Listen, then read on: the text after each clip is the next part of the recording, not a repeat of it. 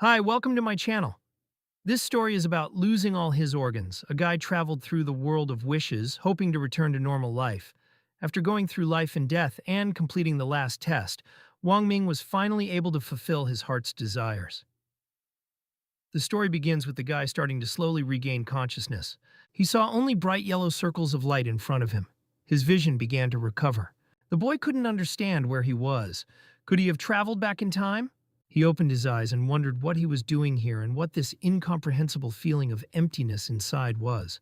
If you work too hard, there really can be an emptiness. He began to remember how the woman had comforted him. Suddenly, the boy looked down at the table and was very surprised. He hummed and reached for the items on the table. In front of him was a scalpel and many different sharp objects that were lying in a jumble. The protagonist picked up the scalpel from the table and looked closely and saw drops of blood on it. He thought about it and began to remember what had really happened. His look changed, and he was very frightened. The kid looked at himself and saw that they had cut him up like a pig. They even took his kidneys. The protagonist started yelling for someone to call the police because he should file a complaint against them. He wanted to find his kidneys and regain his strength as soon as possible. But when he got up from the table, he started to fall down. The boy fell face first onto the cold floor. One of the men asked Dr. Lin if he wasn't supposed to take only the kidneys. The doctor replied that the situation was dire, and prices had dropped a lot. They said to take whatever they could get. The man then asked if he meant that they would gut him. The boy reached over and pulled out his cell phone. He couldn't figure out where the button to call was. They're kidding him because he's about to drop dead and they're giving him some fucking game. The protagonist decided that he was finished. His head was spinning very badly. The boy thought he had an open wound. In front of him, he saw his great-grandmother. She waved to him to greet him. The kid told his great-grandmother that he didn't want to die. The phone had some weird heart with a knife inside. It was pierced right in the middle. Granny kept looking at him and smiling. The protagonist didn't take his eyes off that creepy heart with a blood-colored dagger. The great-grandmother smiled a creepy smile. The kid decided he had no other choice and had to try this. The game he saw on his phone was called Wish World. The protagonist pressed the start button. But what he had here? It was written about a forbidden desire meant for him. Death can't be stopped. The will to live can't be stopped. A woman lay in a wooden coffin with her hands folded one on top of the other. Streams of sweat began to trickle down the boy's face, and he grimaced in horror as he stared in front of him. He couldn't figure out what the hell else it was. He decided to listen to God's blessing and pressed for a positive answer. He said he wanted to live and wanted to find his kidneys so that he could regain his strength as soon as possible. The boy couldn't understand what was happening. He had fallen into an incredible world of desires. The main character got caught up in some game, and there was one piece of good news, which was that he was still alive.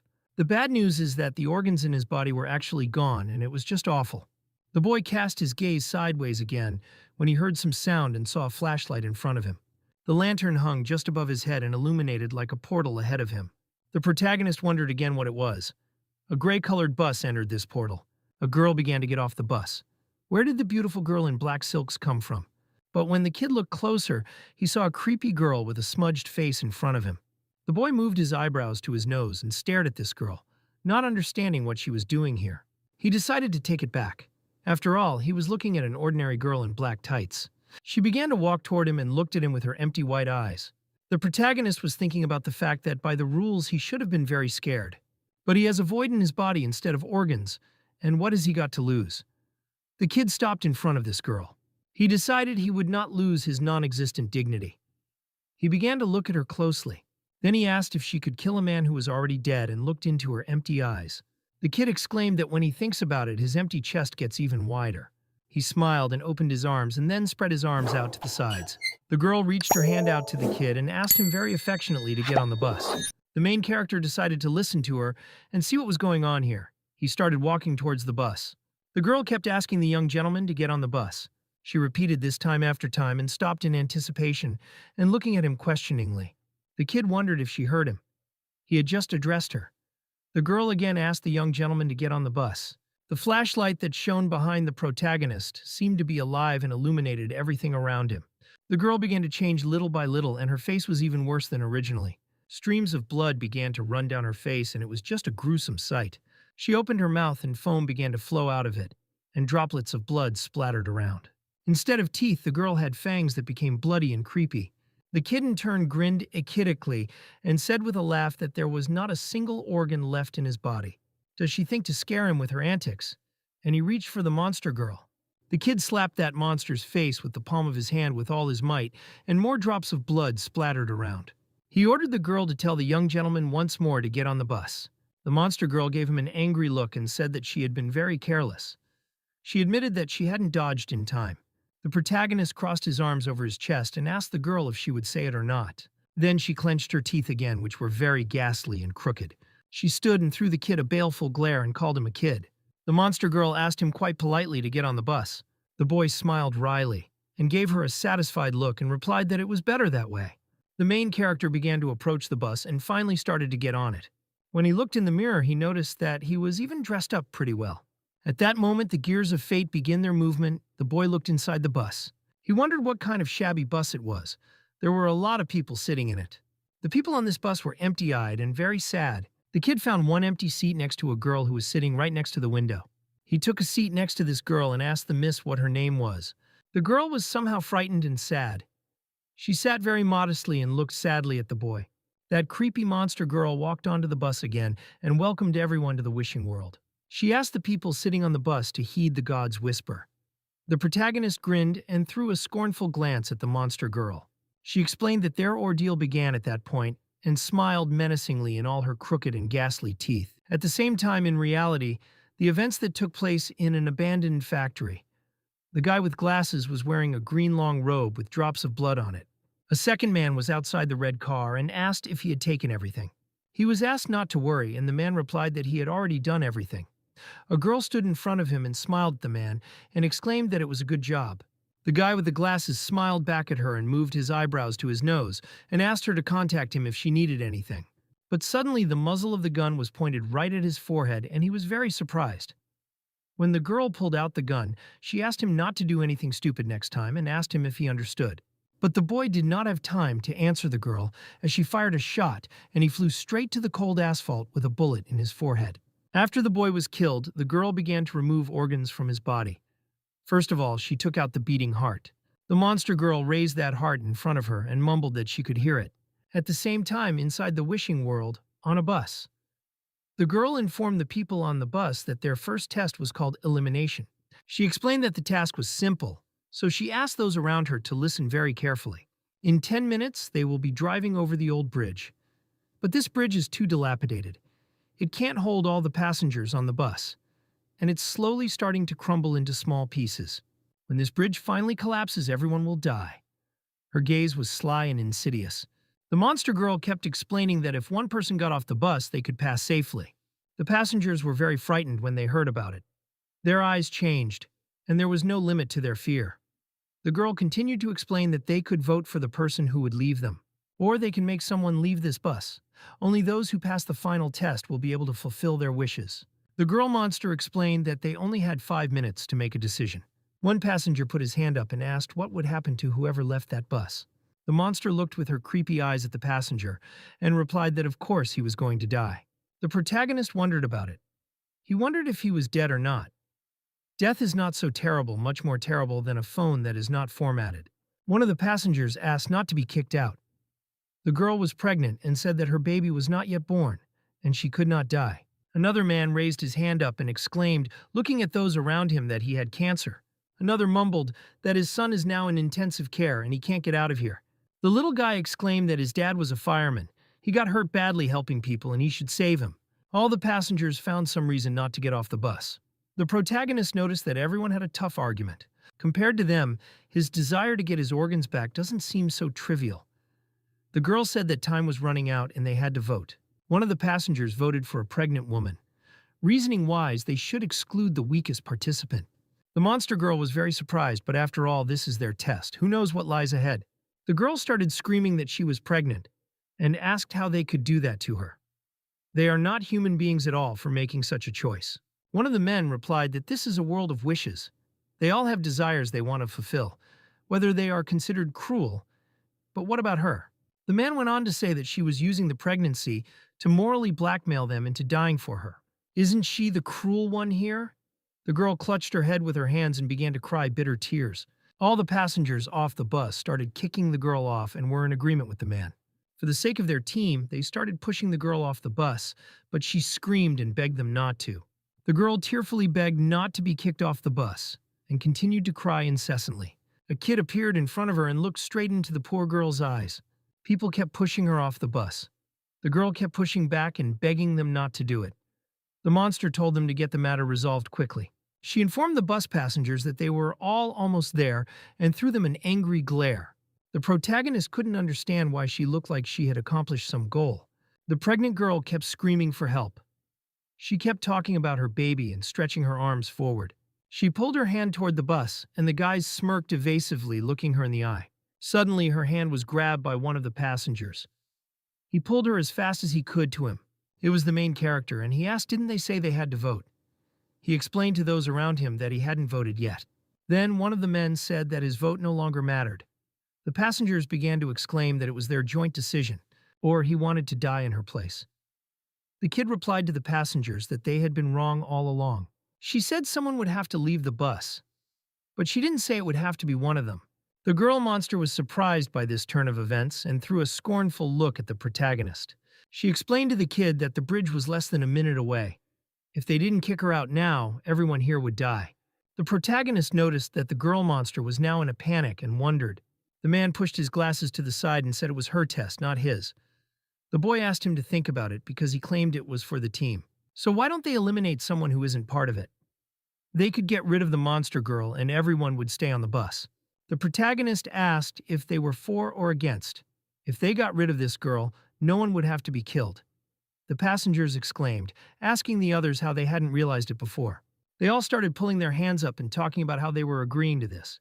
Everyone voted in favor of eliminating the monster girl. She was very surprised and frightened. She did not expect such a turn of events. The protagonist explained to the princess, smiling evasively, that it was now time to leave the bus. The monster girl started screaming that they couldn't make her get out of here. But the protagonist replied to her that when he got on the bus, he slapped her, but she didn't do anything to him. If he is not wrong, the reason is because of the rules of the game. She can't harm the passengers whether he says the right thing or not. The girl started calling him cheeky and held out her hands in his direction. The boy asked what cheeky meant. How could a brat like her be on the same bus as him? He grabbed the monster by the hair with his hands. After which the protagonist asked the girl to get off and threw her out of that bus. The door immediately closed and the passengers were pleased with this outcome. The next stop was announced, namely the Weeping Dusk. One of the men said that it looked like they had passed the first test. The other exclaimed that they should have thrown that conductor off the bus from the beginning. The man thought that how could you ever force a pregnant woman to go to her death? The protagonist looked at his hands, which were glowing with a golden light. He wondered if he had just gotten the loot from that girl. He remembered her asking him to get on the bus and talking about how he could get the power of evil spirits. They were just words in his head, and he couldn't understand what was happening to him again. The angry voice was in his head, and this was definitely it. The kid was a little creepy. That thing in his hand looked like a summoning item. He decided it didn't matter, though, and his life had always been filled with danger. Such a trophy is the result of his accumulated virtue, and he deserves it. Suddenly, the passengers on the bus became agitated and asked what had happened. Why did the bus stop so abruptly? Is it really asking them to get off? The protagonist replied that the second trial had begun. The bus stopped in front of some iron, huge, tall gates. The kid got off the gray bus first and headed for that tall gate. The rest of the passengers followed, and a pregnant girl wondered what it was all about. They listened again and heard an eerie sound not far away and looked ahead. There was an evil, creepy doll with two tails lying in the grass. It stared ahead with creepy, empty eyes and smiled evilly. The monster woman stood in front of the mirror and grabbed her head with her hands and couldn't understand why this was happening to her. Meanwhile, the real world is before us. The woman looking in the broken mirror kept asking why. She had a chance to get her old self back, but that creep ruined it. It was because of him that everything had gone wrong. She wanted him dead sooner, and she was serious about getting revenge on him. The guys on the bus, when they saw the doll lying in the grass, exclaimed that it was a ghost. They couldn't figure out what kind of ghost it was. The boys asked me not to touch her. One of the men said it was just a rag doll. The protagonist said that everyone who was sitting in the back should get up one by one and get out without pushing. The passengers on the bus immediately obeyed this kid and began to carefully exit the bus. Meanwhile, the bus started on its own and began to drive away from the creepy place. The girl asked how they would get out of here if the bus left now. The man replied that it was still unknown whether they would be able to get out of here alive. The boy asked if they were all going to die here. It was very creepy and they didn't want to die. A girl appeared in front of them and asked what they were doing.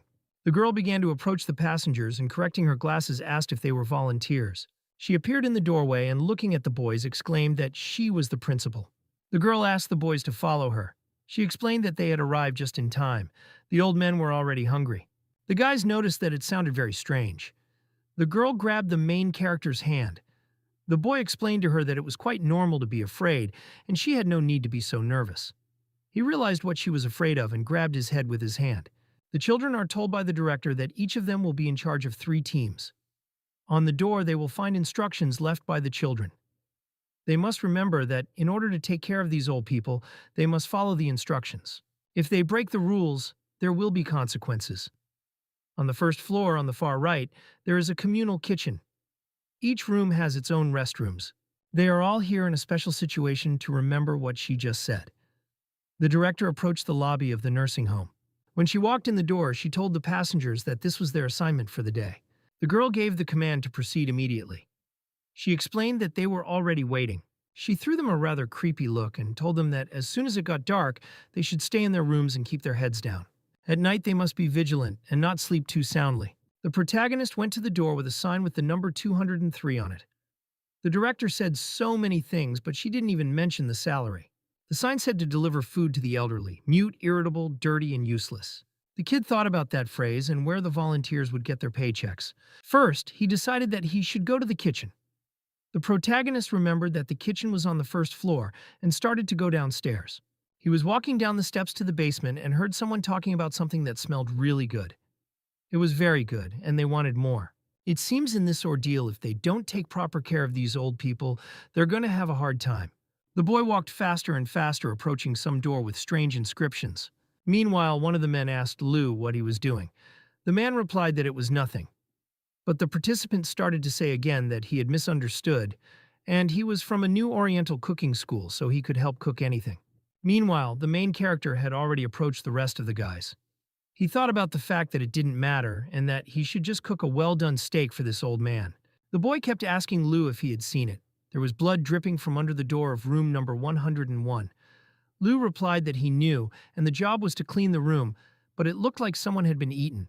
He suggested just frying him some meat and adding more chili. At the request of the lady for whom he is responsible, likes it spicy. The man immediately agreed with old Lou. Meanwhile, the kid was already opening the lid of the pot and pulling out a piece of meat. He mumbled that this was not the first time he had encountered the wish world, but each trial here was different from the last, so it was harder to avoid danger. However, he wanted to warn the boys that if you fry the meat to a golden crust on both sides, even the neighborhood kid would drool. Whether it was a wish or a dream, if they managed to get to the end, the man advised against trying to raise the dead. The boys began to ask old Lou why. Then the man answered that the dead cannot come back to life. He asked if they were sure that the person they would resurrect was the same as before. One of the men asked old Lou if he meant to say it would be a ghost. The man replied that it's hard to say what will happen. But one thing he knows for sure is that it will not be a human being. Meanwhile, the main character had already raised a plate of roasted meat on his hand. Only those who will be close to death or those whose desires are extremely extreme enter the world of desire. The boy mumbled that he knew how hard it was for everyone to understand, but he had to say it. When the desire consumes them completely, death will seem like a relief. The protagonist had already arrived at the door of room number 203. He reported the food delivery. When no one answered him, the kid said that since no one answered or opened the door, he would come in here himself. The old man never answered him. The boy went on saying that it was time to eat. The protagonist walked into the room and placed the plate of meat on the table directly that was opposite the bed, and the old man slowly began to rise from his bunk and walk over to this table that had food on it. He got very close and started to smell that piece of fried meat. He began to eat very greedily. The main character asked the old man to take his time because he didn't want to choke. The boy said that this time the task was quite simple. He did hit the jackpot. But no sooner had he finished than the old man's face changed, and it was very disgusting. He said to the old man that if he didn't like the steak, he would have told him so. He'd replace it with intestines. And why does he put his hand right over his heart? He has no manners whatsoever. When the old man began to move his hand inside the kid's body, he found nothing inside. The main character was completely empty without any organs inside. The old man couldn't understand how this kid could not have any internal organs. He kept fumbling around in the main character's body. The old man was just shocked and couldn't understand if he was human at all. The old man was very creepy and had fangs instead of teeth, and his eyes glowed with emptiness. The kid asked the old man why he persisted. Who would have thought that even after death he would remain empty? It doesn't matter if he's alive or dead, everyone wants a piece of him, and it's not the first time. He asked the old man if he thought he was a Hello Kitty, and why he's playing hard to get. The protagonist grabbed the old man and knocked him to the floor. He asked why the old man was picking at the food he had given him. The kid grabbed the old man's head and trickles of blood began to run down his body. The kid asked the old man if he wasn't going to eat it and threw a plate at him. The old man began to grunt and persisted. The protagonist did not stop and pressed him with his hand. He asked if the old man thought he would put up with it. Did he still not ask him for mercy? When the kid got the old man on the floor, he wouldn't let his hands off his face, and the old man tried to say something. But the protagonist said, looking at the old man, that he didn't understand a single word. While he was dealing with the old man, a pregnant girl came into his room. She opened the door ajar and asked the kid if he could help her. The girl saw before her an eerie picture. The main character stood over the old man and killed him. The protagonist continued to finish off the old man. His hand rested on the bloody face. The pregnant girl didn't expect to see such a thing and wondered what was going on. She started walking into the room and couldn't stop looking at the main character. The assignment says to take care of him. But why is he so eager to shake his head? The main character kept holding the old man's head and he was saying something very quietly and incomprehensibly. Some voice was telling the kid what he was doing right and it was necessary to kill him. He continued to keep his hand on the old man's head, wondering what he should do next with him. Is that 3 minutes really all it took? Is he serious right now? The kid thought he was weak. He exclaimed that he would use the card again. He began to call the evil spirit to him. A card of evil spirits, at least 3 hours must pass between summons. The kid wasn't too happy about that. He didn't think the thing had time to roll back and his face was covered in trickles of sweat. He decided to explain himself to the old man and said that everything that had happened earlier was a misunderstanding. Then the old man did not attack him, but tried to say something again. The protagonist realized he was back to normal. Maybe he was the one who had scared him so badly. He approached the old man and inquired whether he would eat or not. The old man began to say something incomprehensible again and rushed straight to the plate with fried meat. The boy called him a good boy. He thought about the fact that the evil spirit's map seemed to be able to influence a person's mind, otherwise he wouldn't have such crazy thoughts about smashing his head in. No idea what will happen next, so we need to keep the card as a trump card and not tell anyone about it. He dragged the pregnant girl who was lying unconscious, and she finally started to come to her senses. When the girl regained consciousness, she began to cry for help and begged to be rescued. The protagonist asked her not to be afraid and to listen to him carefully. He has to confess something to her. He is actually from the government. Some things are better kept secret just so she knows he's a good man. So he's counting on her silence. The girl promised not to tell anyone. The boy asked if she still needed his help. The girl replied that she would do anything he wanted just to help her. The protagonist thought about the fact that it's dangerous here, and he can't use the evil spirits card right now. He has to be extremely careful. He told the girl that he would help her in any way he could, but he did not promise anything, and he did not intend to risk his life. The girl immediately thanked him, and the boy asked her to tell him what she had. The girl explained to the kid that her assignment was to wash the old man's back. Meanwhile, an hour ago in the lobby, one of the men said that the crazy woman didn't like the way he cleaned up and bit his ear off. The other said that he had to massage the old man's back, but it was covered in pus. The third said that if he had not run away quickly, he would have been eaten. They found the ordeal quite horrible. Meanwhile, some man on crutches approached them with a bloody stump. It was old Lou. The boys asked him if he was all right. The man explained that it had bitten his leg off and he was still alive. The trial had just begun, and already so many people had died. The man asked where the rude guy on the bus was. They answered him that they had not seen him and he must have died too. The director appeared in front of them. She asked the boys why they were all crowded together and asked if they had finished their tasks. The boys saw blood on her and wondered if she had eaten someone too. One of the participants asked if they didn't finish the task. Wouldn't they all be eaten? These tasks are simply impossible to complete. The principal said that even if they don't finish it, it doesn't matter. They are volunteers. They may not be good at their assignments, but their taste must be excellent. The participants couldn't understand how a person could say that about excellent taste. She clearly doesn't look like a human being. The director pointed her finger at the two at the very back and asked what they were up to. The boy said they were just gathering information, not admiring it. The main character told the principal that they were here to look at her. Her beauty fascinated them so much that they couldn't budge, but now it's okay. The pregnant girl wondered if he was really from the government, but he doesn't seem to be picky at all. The principal hummed and told the kid he had a tongue. She's here to remind them if they don't do their assignments or if they get complaints, she'll have to go by the book. It's still 2 hours before dark, so those who haven't completed their assignments yet should hurry up and not keep the old people waiting. The principal told the protagonist that tonight. The kid noticed that she believed his words, but he didn't mean it. He did set some mechanisms in motion, but he doesn't want to be an evil spirit rider. The guys immediately asked the main character how he was not hurt, and whether he had completed his task. The boy replied that he must have been lucky. The guys considered it as a great luck, and it seems that he easily coped with the task. They asked if he noticed anything in the game mechanism to let them know. Old Lou said that after all, they are all human beings who should help each other. The other guy also said that he had saved a pregnant woman and would not just stand by and watch them die. The main character noticed that this guy in the suit is really good at manipulation. Last time, he brought him to the forefront with a few words. The guy asked how he could be so selfish, and it affects them all, after all. Then the protagonist asked him to shut up. He explained to the guys that he hated moral blackmail more than anything and took the pregnant girl's hand. He asked her to go with him since they didn't have any useful leads. But old Lou asked the kid to wait. He may not have any clues, but wouldn't he like to know more about the wishing world? The boy asked if he would be willing to share this information. Old Lou replied that he could tell him about the last time he was in the wishing game, and in return, he would tell him what he had learned. This information will definitely help him fulfill his wish, and he is willing to share it. The man began to explain that it was during that game that he saw the true essence of the world of desire. The guys with bats in their hands started beating him, standing over him like a beast. One of them threatened that, for now, it was just a reminder, but if he didn't pay next time, he would break his leg. His name is Liu Zhanggu. Because of his gambling addiction, he owes a large sum of money at a high interest rate. Collectors often beat him to a pulp. In front of him lay a phone with a heart stabbed with a dagger.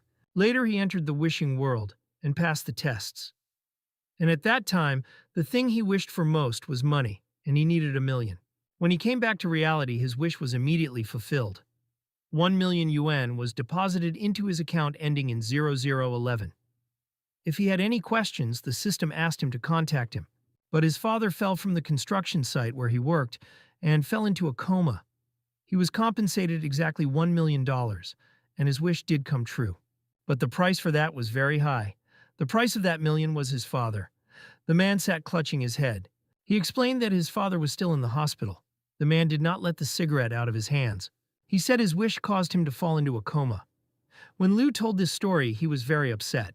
Apparently, the wish doesn't just magically come true, but is realized in some crazy way. His wish to get his organs back. That's what the protagonist was thinking.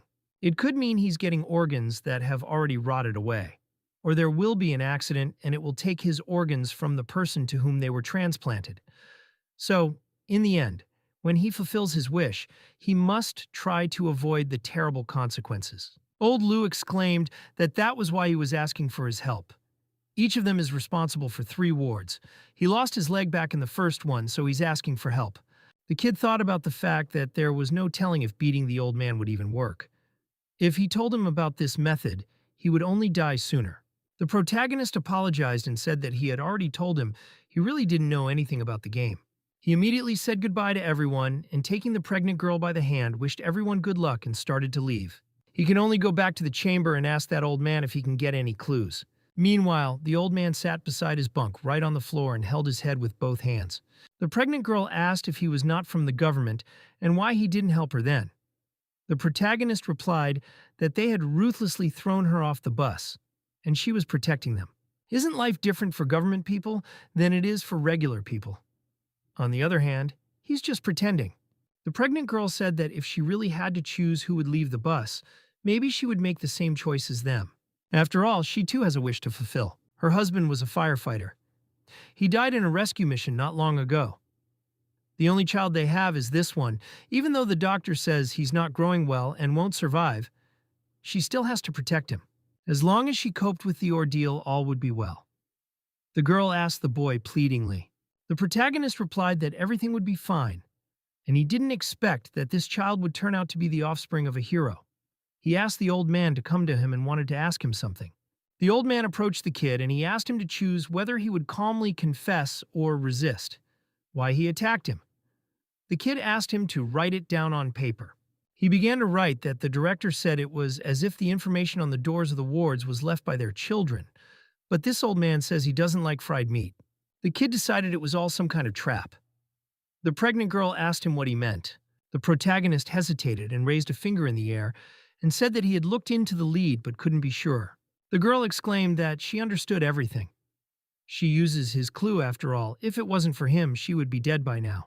The kid said the information they left on the door was wrong. If you do the opposite, you can avoid danger. The girl replied that she understood him and was going to go and thanked him. The main character thought that if what Liu Jianggu said was true, then even if her baby survives, will it be healthy? She'd better think about what to do at night. The director has an attractive body, but this creature is not human. People can't do what she did, at least they shouldn't. And it's been 2 hours. The kid was thinking about the fact that time was up and he wondered if Yunli was up to the task. The protagonist didn't expect the principal to actually show up. He decided to pretend to be dead. The girl winked at the boy and wondered why he was standing there. She beckoned him to go with his sister. The kid decided that although he could already use the evil spirit card, the principal was much stronger than the old man. Would it be the end of him if he couldn't defeat her? He decided that in order to protect his dignity, he must outsmart her. The kid tells the principal that he really wants it, but he doesn't really have the device. The bad uncles took it. They took his bells. The principal asked if it was a zipper. Then the main character asked where she had seen such a zipper. The director called him a useless creature. The volunteer who was supposed to be in charge of Ward 401 and the old man from there are missing, and she asked to find them before nightfall. The kid asked if he really should leave the room and wasn't she the one who said to stay here after dark? He always takes advice and eats well. He means that he always liked to look for people when he was a kid, and he is a master at it. The director asked him not to worry and said that as long as he was looking for them, she would not leave him without thanks. When she said those words, she walked forward down the hall. The reward is so important, but she just wants to ease his burden. The protagonist mumbled that, if she remembered correctly, room number 401 was supposed to be handled by the girl in the white socks who'd been sitting next to him on the bus. He hadn't seen her in the lobby tonight. Does the director want him to find people or help with the corpses? In martial arts, speed is the one thing you can't beat. In that case, all he can do is move toward his goal, no matter what. The order to the fighters was to advance immediately. He asked the Almighty to hurry to move the law somehow. The footsteps here are too loud, and what if it attracts someone crazy? He's wearing sneakers and his footsteps should be practically inaudible. It's coming from the second floor. Could be heels. The kid started to listen and actually heard the sound of heels approaching him. The monster girl was behind him and said that now he was caught. The protagonist thinks it's a ghost, but as a man who has no organs, he should not be frightened by it. The kid's look changed and he thought he needed to plan how to escape. He looked at the ghost and said he was afraid of ghosts, but they had never heard him yet. He began to move on and the ghost began to speak to him. It was like some kind of melody. The ghost girl explained that she wasn't afraid of people, but they hurt her badly. When he started to climb the stairs, she called out to him and asked him to wait. He walked on, but she asked him to wait for her again and grabbed his shoulder with her ghostly hand. The protagonist wondered what she wanted to do about getting on his back with that look in her eyes. There was no way he was going to let that happen. He shouldn't just wait for his death. He'll have to pull out his big poof to scare her off. He asked the demon how dare she show off in front of a true professional and call her a great celestial dragon. The boy exclaimed that she would pay for it. But why can't he move his arm? When the kid caught his hand, he realized his hand was numb from the cold. The ghost girl came closer to him and wondered what he had just said. But she laughed and said that he must have heard her. The ghost asked him to wait for her, as she was almost done connecting. The protagonist replied that he was waiting for her and said his hand was numb. He can't use the card, but he can still run. If he can't defeat them, he must outsmart them. If he can't outsmart that, he needs to run. The cold sensation in his hand has already passed. The protagonist wondered if perhaps he had lost her. He glanced away and snorted. He looked at the staircase he was climbing and noticed that it was divided. The ghost girl asked him to wait for her and said she was almost done connecting. The boy noticed that when he first went up to the 3rd floor, only footsteps were heard. But as he got closer to the 4th floor, a tongue and a hand appeared. Looks like her body parts are scattered all over the hallway. and she's picking them up piece by piece. So she asked him to wait, and once she put it back together, he's finished. The kid clutched at his heart, which is not there, and said it was very poor and he was all expectant. As he moved down the hallway, he noticed that there was no blood anywhere around. And that was a very good thing. Things seemed to be better here than on the second floor. He found himself in front of room 401. It said her father has Alzheimer's and likes to play hide and seek. He always hides behind the curtains if someone starts playing with him. He never gets tired of it. But playing hide and seek with him is very dangerous. The protagonist thinks about it, and considering what he has learned before, the information should be taken exactly the opposite. To complete the task in this ward, you need to play hide and seek with this old man. The boy opened the door and said hello. He said hello in different languages and asked if anyone was here. They said he's hiding behind the curtains, but they're not even hanging. Where would he look for him? The protagonist began to look around the entire room, looking around. He looked out of the room and heard some noise. The boy hummed and looked out the door. He noticed a girl running towards him as fast as she could. She kept screaming. The girl who was sitting next to him on the bus asked her brother to help her and save her. She ran up to the kid and started hugging him. The protagonist replied that since she was fine, he asked her to start by telling him what happened here, where the old man she's responsible for went. The girl explained with tears in her eyes that he had decided to play hide and seek with her, but the instructions on the door said it was dangerous to play with him. Playing hide and seek with him is the solution, but why is this girl so scared? The protagonist wondered if his hunch was wrong. Then maybe Yoon Lee is in danger now. He wondered what happened next. Meanwhile, a few hours ago, the girl was walking down the hallway and asked the old man if he had a good hiding place. She heard suddenly some noise behind her back and she threw a glance there. Near the curtain, she spotted the old man and said that it turns out he was here and she found him. But when she found him, he wanted to play again. The old man was very creepy and wouldn't look at her. The girl explained that the second time she found, and lo and behold, he was still hiding behind the curtain. He continued to stand behind that curtain without moving, and there were several couples there. The protagonist asked what she was talking about. Then the girl explained that the third time there were already 3 people standing there. With every game, another person appeared behind the curtain, and it was quite creepy.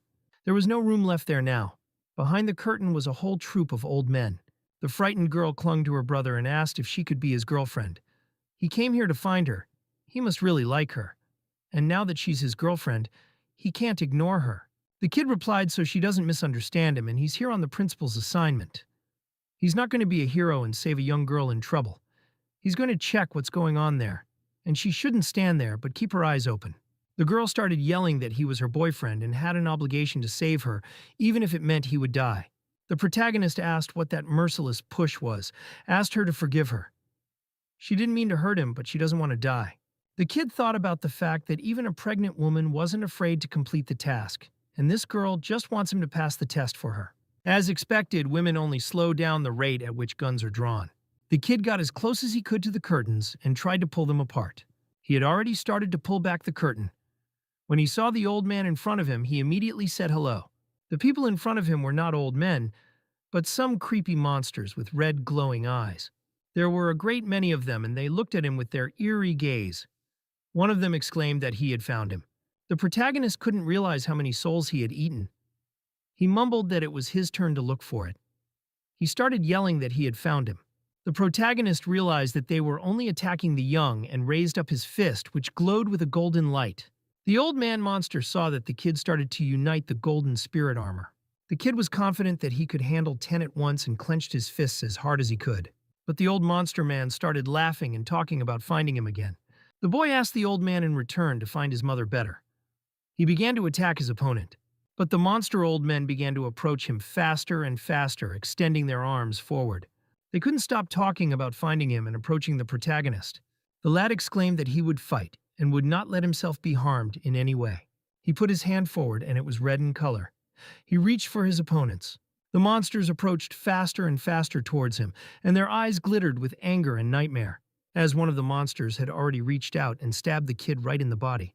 The protagonist exclaimed that what he hates most is being holy. His insides were torn. He mumbled, reaching forward to say that they really deserved to die. The monsters kept approaching the kid and talking about how they had found him. The old man kept saying what he had found. Everything around him glowed with a bright red, bloody light. Those reflections flashed around, and the old men were already falling to the floor, exhausted from the kid's strength. The protagonist was already exhausted too, with trickles of sweat running down his face. He called them a bunch of little bullies. The old monsters fell to the floor, and bright streams of fire came out of the protagonist's hands. He talked about how it was a bit weak for a real man too, but at least he was able to get rid of all of them before the card expired. He gave his opponent a good kick, and the monster's muzzle was completely on fire. They began to approach the kid again. One of the monsters exclaimed that he had found him. The protagonist called it cheating. He wanted to file a complaint against them. Do they even see it? The moon is so beautiful tonight, why don't they stop fighting? Suddenly a thought occurred to the boy, and he looked toward the moon. The old man had gone crazy and attacked him when the blood moon rose in the sky. After dark, the director asked him to stay in the room and not to go out. She told the participants not to sleep too soundly at night. He realized that she had said that on purpose. At least it is this strange moonlight glow that is the danger. There are no curtains in these chambers. If they really follow the headmaster's advice and hide in the wards, the old men in them will go crazy, and being under the hypnosis of the blood moon will attack. This creep doesn't care about people at all, and just wants to feed them to these old people. The protagonist exclaimed, looking at his opponents, that there is only one truth. He began to approach them to make a deceptive maneuver, and they began to look at the moon. He got his way, and when he looked at the monsters, he saw molten bodies in front of him. An old man appeared in front of him, smiling contentedly. He said that it was expected. The protagonist asked the old man better rest well. Until tomorrow he promised to play hide-and-seek again, because it is already late today. He went up to the old man, and looking into his eyes smiled and said that it was very late. He asked him to have a good rest, and to play hide-and-seek with him tomorrow. The old man replied that he could not lie to him. The boy exclaimed that this was just wonderful and asked me to wait for him here and be a good boy. He started to run as fast as he could away from the old man and went into the ward.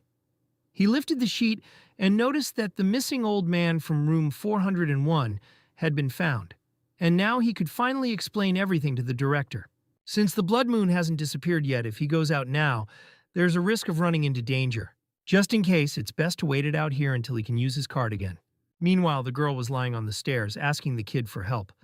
He's her boyfriend, and he has to save her. The protagonist exclaimed that it was her. The ghost was already above the head of the lying girl.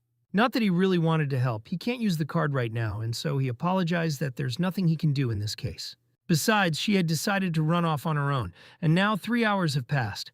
The protagonist looked ahead and hummed, "If this was all that was left of the sister in the white socks." The kid looked at the bloody steps and begged the Lord for mercy. It's not like she was taken by her big sister in the hallway to pick herself up piece by piece. He should rely on his own luck. In the meantime, the boy came to room number 203. He said he was back and started to enter the room. He noticed that the elderly people in the nursing home were becoming insane under the influence of the blood moon. It doesn't affect the ones who've been beaten up. What a day. He asked the old man to write down what he wanted to eat tomorrow, so that he wouldn't be picky and get another beating from him. The old man wrote on the paper that he wanted raw meat. The protagonist promised to give him a huge plate of gut sashimi tomorrow. Nunir wondered how he had come to eat like that in the first place. The old man wrote on the paper that, to be honest, he doesn't like raw meat, but his son likes it. The boy asked the old man if he had purposely left all that meat to save for his son. It's all rotted away. The old man wrote again on the paper that he didn't know when he would be back. The protagonist thought about those words. Clearly something is wrong here and he needs to be more careful. He is waiting for his son without even realizing that he is the one who left him to die in this strange nursing home. So the meat that this old man leaves for him lay there day after day getting a terrible rotten smell. Being torn between love, hate, and obsession is very cruel. Is this really the world of desire? The first night in the Bloody Corner nursing home is over. Meanwhile, the trial participants gathered outside under a glowing lantern.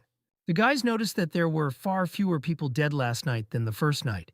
The contestants were all standing in one circle, or rather, those who were still alive after the second trial. The main character walked up to the pregnant girl and thought to himself, "Thank God she's alive." The girl walked over to the kid and immediately thanked him. If it wasn't for his clues, she would have been dead. The boy replied that everything was fine and it was just a guess. So if it worked, the girl thought she could tell others about it. The protagonist explained that she had tested the hunch herself during her assignment. If she wants to share with them, she doesn't need to ask his permission. Suddenly, red heels appeared in front of them. It was the principal herself. She walked up to the guys and exclaimed that there were still so many of them, and that's not bad at all. She threw some kind of card in the air with an inscription on it. The principal explained, looking at the boys, that these were their assignments for the day, and she hoped to see them again. The girl had a sly and devious look in her eyes and smiled and licked her lips with her tongue. The director suddenly stopped and asked the main character Wang Ming to come over to her. She said that even though the volunteer in charge of the 401st Ward died yesterday, he managed to find the old man. He had done well, and so she was giving him a reward for his work. The girl handed him some kind of pouch. Wang Ming replied to the principal that he was honored to take on some of her burden, and laughed. The principal then inquired if he was telling the truth and promised to come again tonight. The protagonist wondered why God was so hard on him. There was money in the bag. The boy was surprised that there was money in this world too. Old Lu said it's a currency in the wishing world. Last time he was here, he saw others using them. They're called wish coins. Wang Ming asked him about the wish coins. After all, the name was too beautiful for money from the underworld. The old man asked me not to underestimate them. The players who participated in the trials killed each other to get 10 of these coins, and 3 of them ended up dying. What did he do last night, and why did the principal give him so much money? The protagonist explained that she simply asked to go to the 4th floor and help her find the missing old man and the volunteer from room 401. The old man asked if it was a secret mission, going to the 4th floor at night and alone.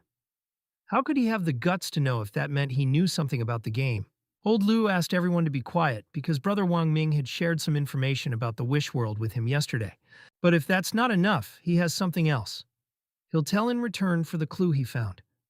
The boy thought about how he knew he really knew something. He inquired of the man what he would say. Then Lu asked if he was right everyone here was from Linhai. In other words, they all came to this damn place from him. Wish World is mostly chosen by people by region. The guys immediately thought about it. The pregnant girl listened very carefully to the man really agreeing with him. She said they were all from Linhai, and she asked one of the boys if his father had accidentally been injured in the fire at the central shopping center. The boy asked her how she knew about it. The girl explained that her husband's name was Qin Hong. The boy replied that he had died and called him Captain. Wang Ming approached this boy and said that he had a family of heroes and so he would be fine too.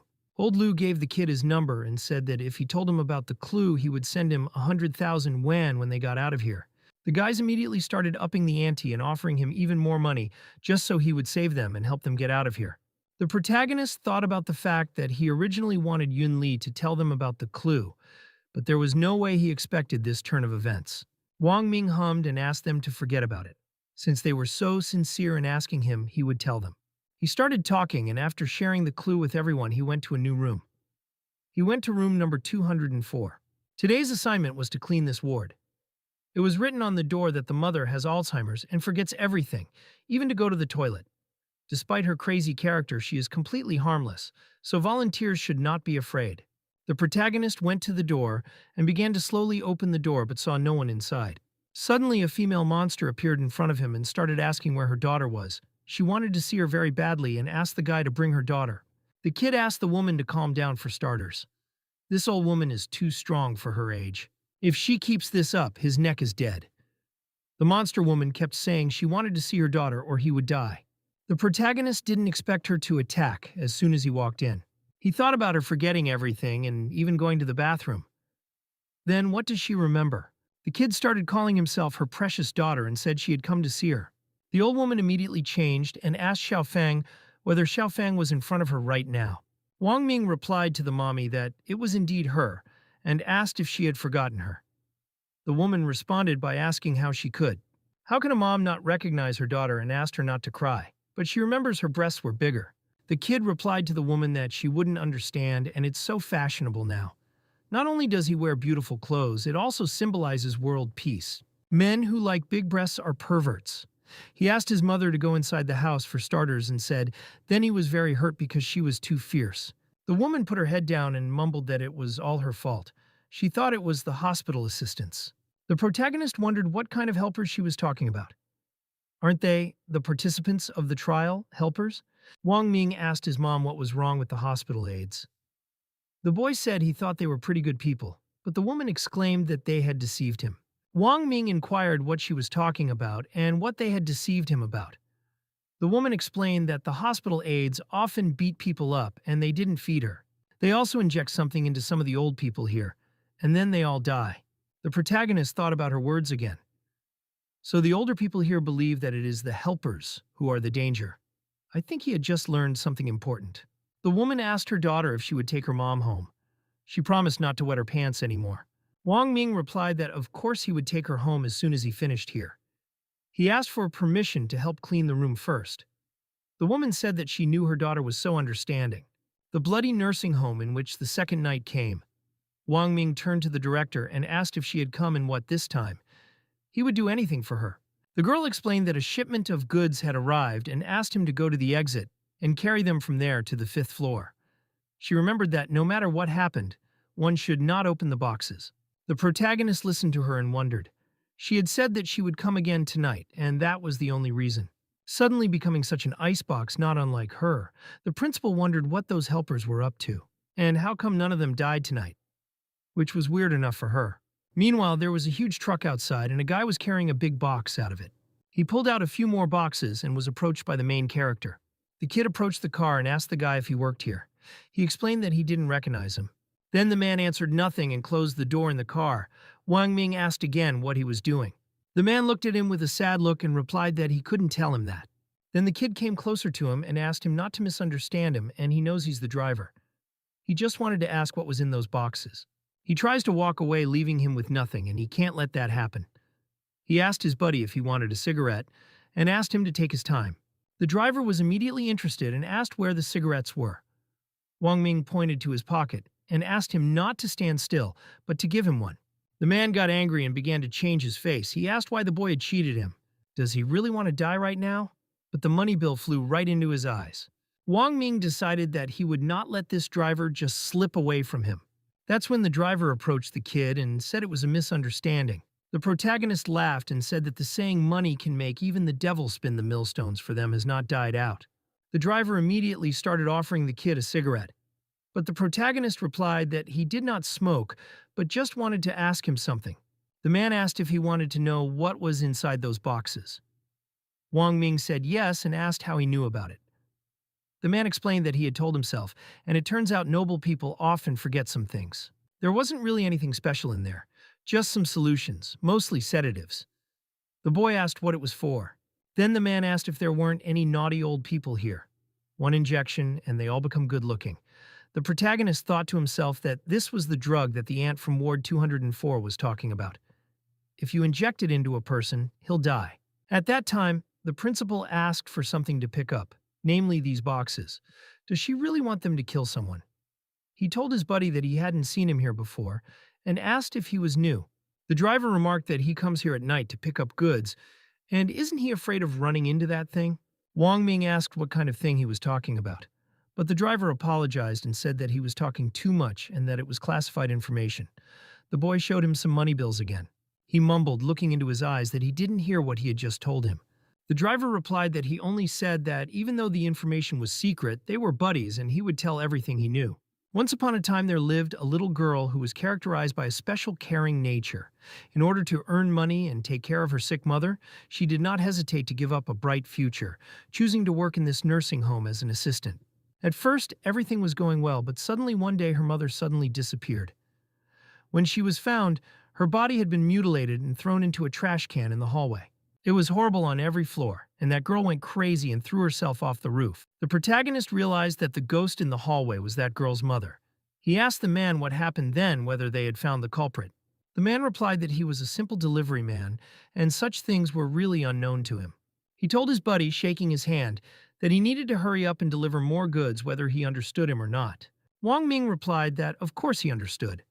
The man explained that he couldn't just take his money away, so let him remember to light it when he went up the stairs. It warmed his heart because there were still so many good ghosts in the world. He had just escaped from the 2nd floor, and luckily hadn't run into anything. Now, while the blood moon was still out, going up from the 1st to the 5th floor, he was likely to meet that mutilated lady. Just in case, the protagonist first decided to light the candle the dude gave him. He lit a candle and began to walk up the stairs very quickly, after which his walking turned into running. He ran faster and faster and tried not to turn around. He heard the ghost's voice again. A ghost dragged behind him and asked him to wait. Wang Ming realized that the ghost really couldn't come closer because of the candle. He asked Auntie if she was here today and said he had waited a long time for this moment. He asked the mighty dragon power to retreat. The ghost woman began to slowly walk away. The protagonist exclaimed, clasping the candle in his hand, that it was just beautiful and broke out in a satisfied smile. The ghost kept talking about how she was almost done picking them up. The kid was already approaching the trash can. He saw another body part and realized that it seemed his brother hadn't lied to him. Wang Ming walked over to this trash can and started to open the lid. He realized it was her. In front of us is a nursing home, specifically a hallway and the 4th floor. The boy was already on the floor near the garbage can. When he looked in that tank, he saw the remains of a woman's body. No wonder he didn't see her last night. The protagonist realized that the contestant had been dismembered and thrown into this dumpster last night. He had a candle in his hand, and the boy was thinking that when desire takes hold of you, death seems like a release. In front of him was room 501. The 5th floor is the top floor of the nursing home. There is only one room on it. No information on the door from relatives, and the director has not assigned this ward to anyone. The protagonist wondered if perhaps her secrets were hidden inside and reached for the doorknob with her hand. As he tried to go inside, the principal appeared in front of him and asked what he was doing here. The boy replied to the girl that it was no big deal. He brought what she asked for. Wang Ming asked where to take the boxes. The director asked him to put them in the hall. And here before us was the lobby, which was on the 5th floor. The boy was already bringing the box to the right place. The principal asked him to leave it there and said it was his payment for today. The boy exclaimed, looking at the girl, that she was very kind to him. She was just holding out the bills to him, and her look completely changed. Wang Ming looked at her, smiling. She smiled back at him very creepily and remembered there was something else she wanted to say. If he sets foot on the 5th floor, he'll never get out of here either. The protagonist couldn't understand what was going on. Killing a donkey after he's finished a job? Isn't that a mockery of an honest man?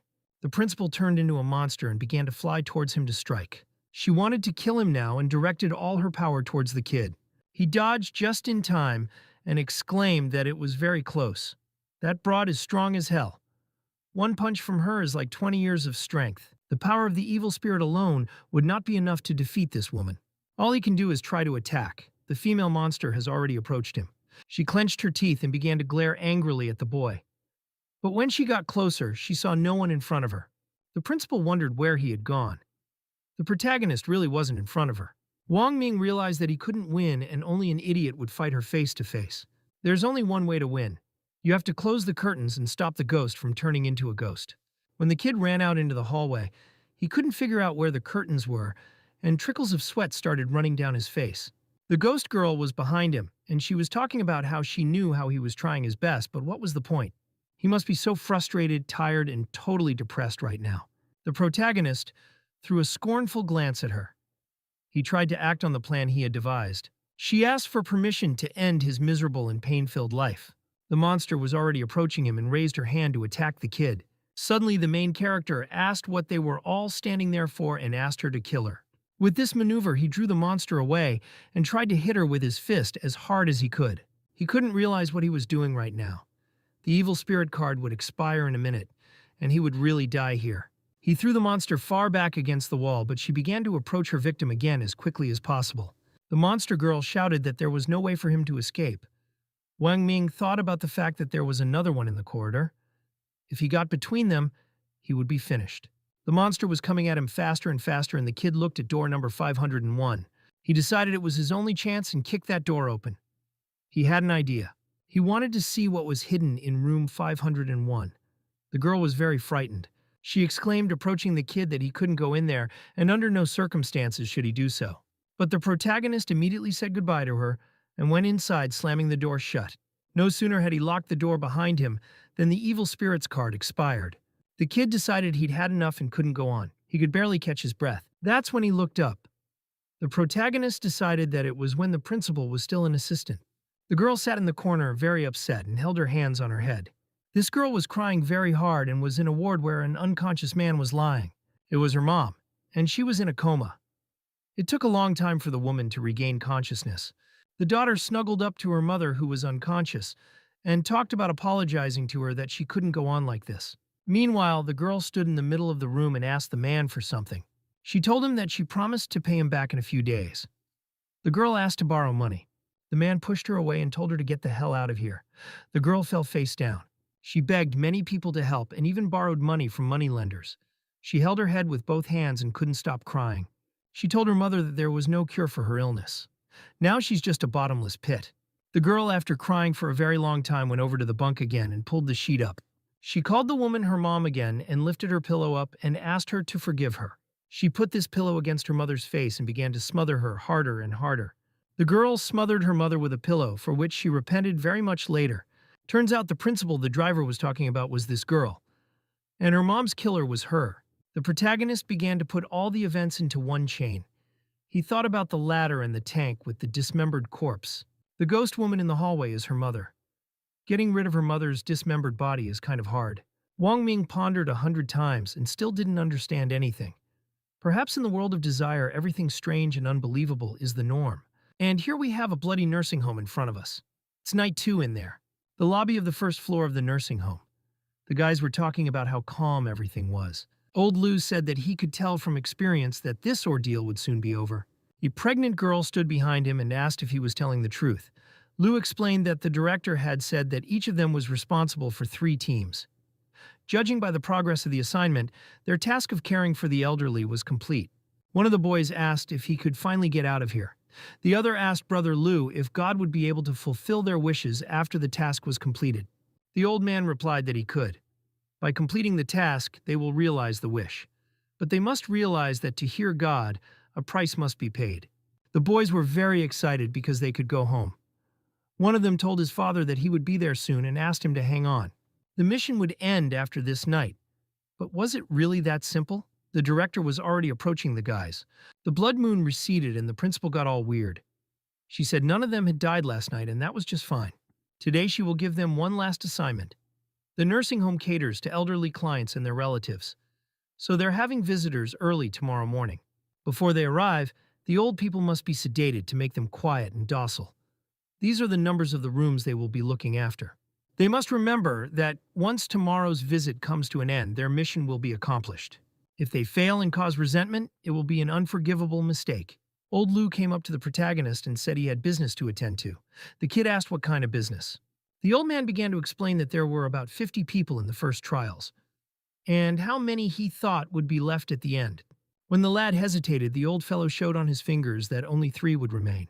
Then the main character asked him if he wanted to say that there were too many survivors now. The old man replied that yes. There are few survivors in the world of desire. Killing is the norm. There are so many people left, it is simply unrealistic. Tomorrow is the end of the trial, or maybe the end of their lives. Wang Ming explained that he had something. The director asked him to bring this box last night, and he suspects that something is wrong with these injections. Old Lou was very surprised that she asked him again. He asked if he liked her. The kid laughed and asked her to believe him. He would hate to fulfill this whim of hers.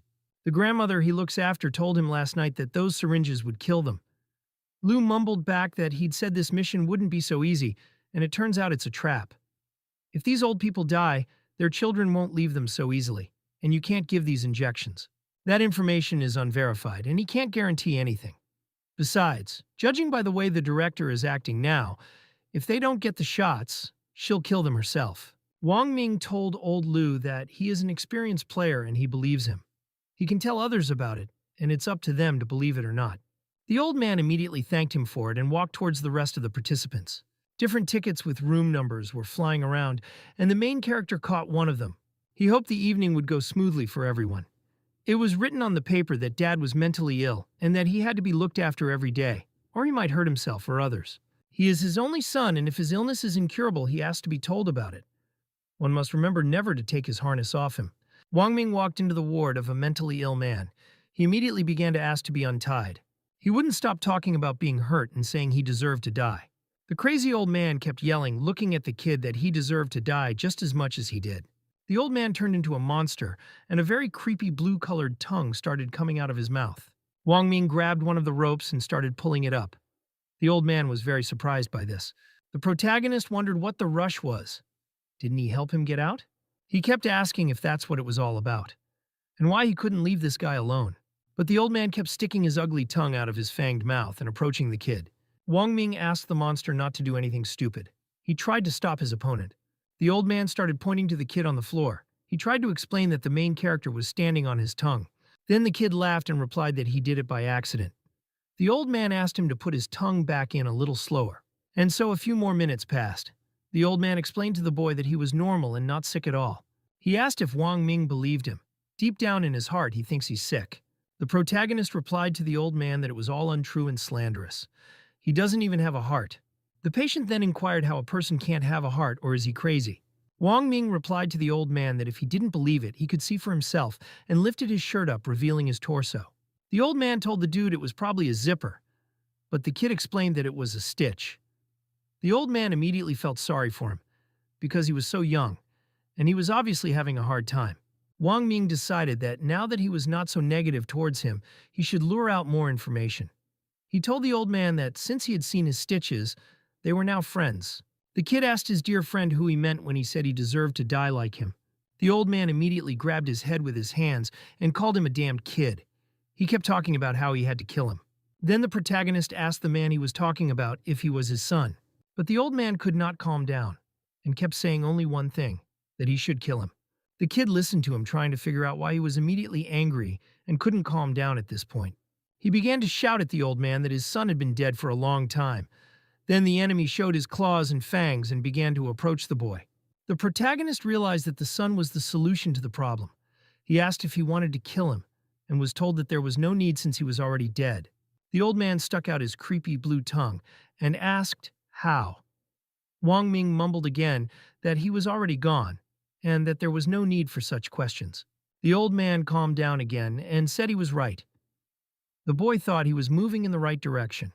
He asked the old man why he wanted his son to die so badly. If he is not mistaken, he has only one son.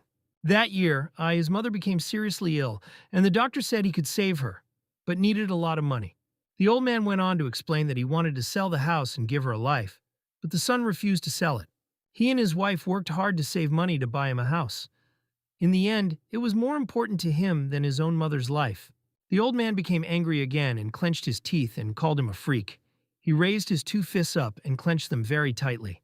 The old man exclaimed that the rascal was finally dead. He was so happy and laughed immediately. The protagonist decided that it looked like his lies had gone too far. The old man kept laughing. He smiled and walked over to the kid and asked if it was the week of the relative's visit tomorrow. Wang Ming replied to the old man that this was indeed the case, and asked why he was asking. The old man exclaimed that he was a good man, and it was time to say goodbye.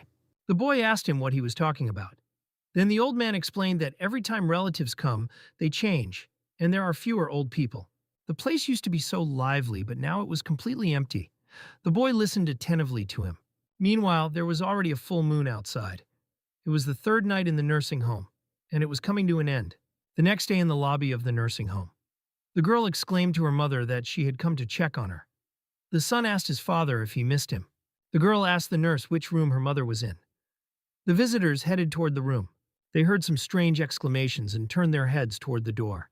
The girl asked what was wrong. She asked if her mother was dead. The boy replied that he didn't know because everything was normal yesterday. The boy exclaimed that his father had died too. That's how they take care of them in that nursing home of theirs. The visitors started calling them heartless and saying that they would pay for their lives. They must surely die. That was the command given to the monsters just now, and they began to change their faces. Cries for help could be heard all around. The director exclaimed that you are born the way you are and you will die the way you die. Everyone would eventually turn to dust. She couldn't stop laughing, and then the carnage begins. In the nursing home, the monsters were already running rampant in the first-floor hallway. The visitors screamed for help harder and harder. The atmosphere was very horrible and intimidating. The second-floor corridor of the nursing home was also full of people. The pregnant girl asked to stay away. She was standing near the steps where the ghost monster was climbing, a very creepy and insidious monster. The main character showed up very timely and asked the girl how she was. The girl replied that she was fine. She began to ask what had even happened and where so many monsters had come from. The kid grabbed her arm and dragged her more like that horrible place. He explained that we had to get out of here first, and as soon as possible, as it was very dangerous. Looks like a randomized massacre. Whether you get the shot or not, you're gonna die. There had to be one right option out of those two. There were many monsters chasing them. The pregnant girl asked not to worry about her and told the kid to save himself. Her powers are limited and she won't be able to save everyone, but his could. Wang Ming continued to fight the ghosts and protect her. He could not leave a weak pregnant woman in danger and began to fight back against the monsters. He put out his fist and struck one of them, knocking him over with all his might. The protagonist noticed, clenching his fist, that the evil spirit's power had somehow increased. But something was wrong and the evil spirit was consuming him. The boy glowed with a bright fiery light. If he were to release the evil spirit power now, these monsters would tear him apart. So he's been waiting all this time for the right moment to attack. Then he decided to see who was who. He controls him or the enemy absorbs him. The monster was already above the kid's head and was coming faster and faster towards him. The guy started pulling his hand towards the protagonist and spoke of the king's order. Old Lou was talking about the injections. He wanted to explain that it wasn't the principal who bought them. The protagonist looked closely at the guys who are participating in this creepy game. If the director didn't buy those injections, then who did? It was him or them. The injections were bought by these kids and they all wished their elderly parents a speedy death. The pregnant girl started apologizing and telling the main character that it was all because of her. But the kid calmed her down and replied that it wasn't her fault.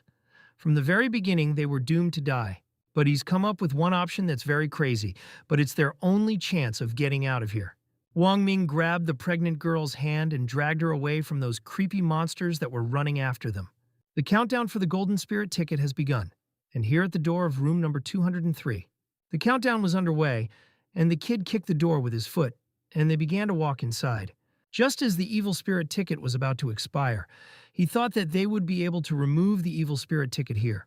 The protagonist asked who the children of the occupant of room number 203 were. He asked to see for himself. He always left raw meat for him because he loves it, and his son didn't even have the courage to visit him. He left him alone to rot with the food. It wasn't him who took bad care of him, it was the son. It wasn't him who wanted him dead, it was the one he raised. The son asked, even if it's true, what does that prove? He said he was saving it for him, but what kind of food was it? It's all rotten and stale. He even hides it in his pockets. Isn't that disgusting? The visitor kept asking the protagonist.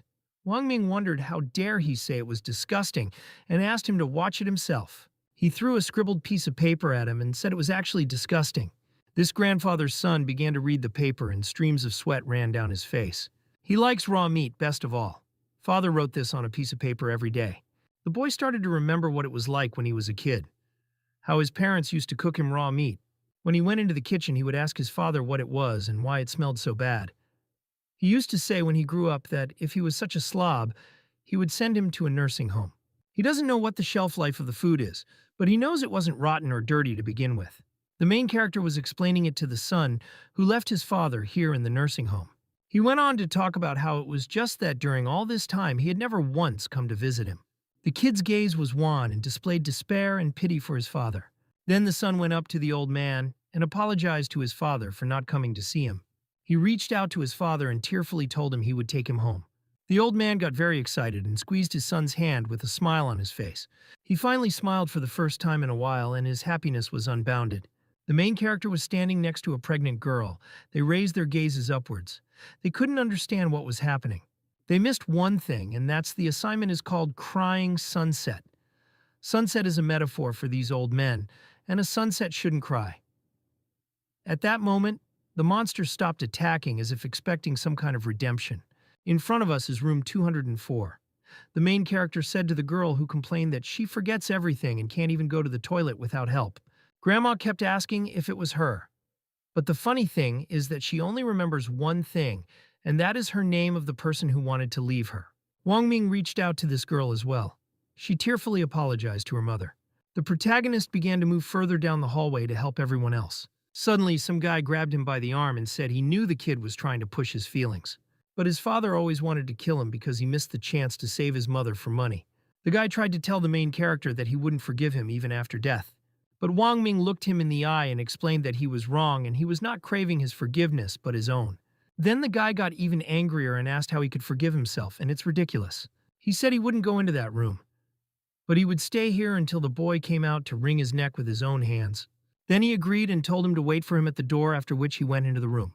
When he entered the room, the old man asked if he was leaving. The boy replied that he was indeed leaving. But before he does, there's something he has to tell him. Before he lied to him, his son wasn't dead. The old man's eyes changed and glistened with tears. He said the boy had tricked him with this and he must be angry. But for some reason he doesn't want to kill him at all. The man closed his eyes and beaded with sweat.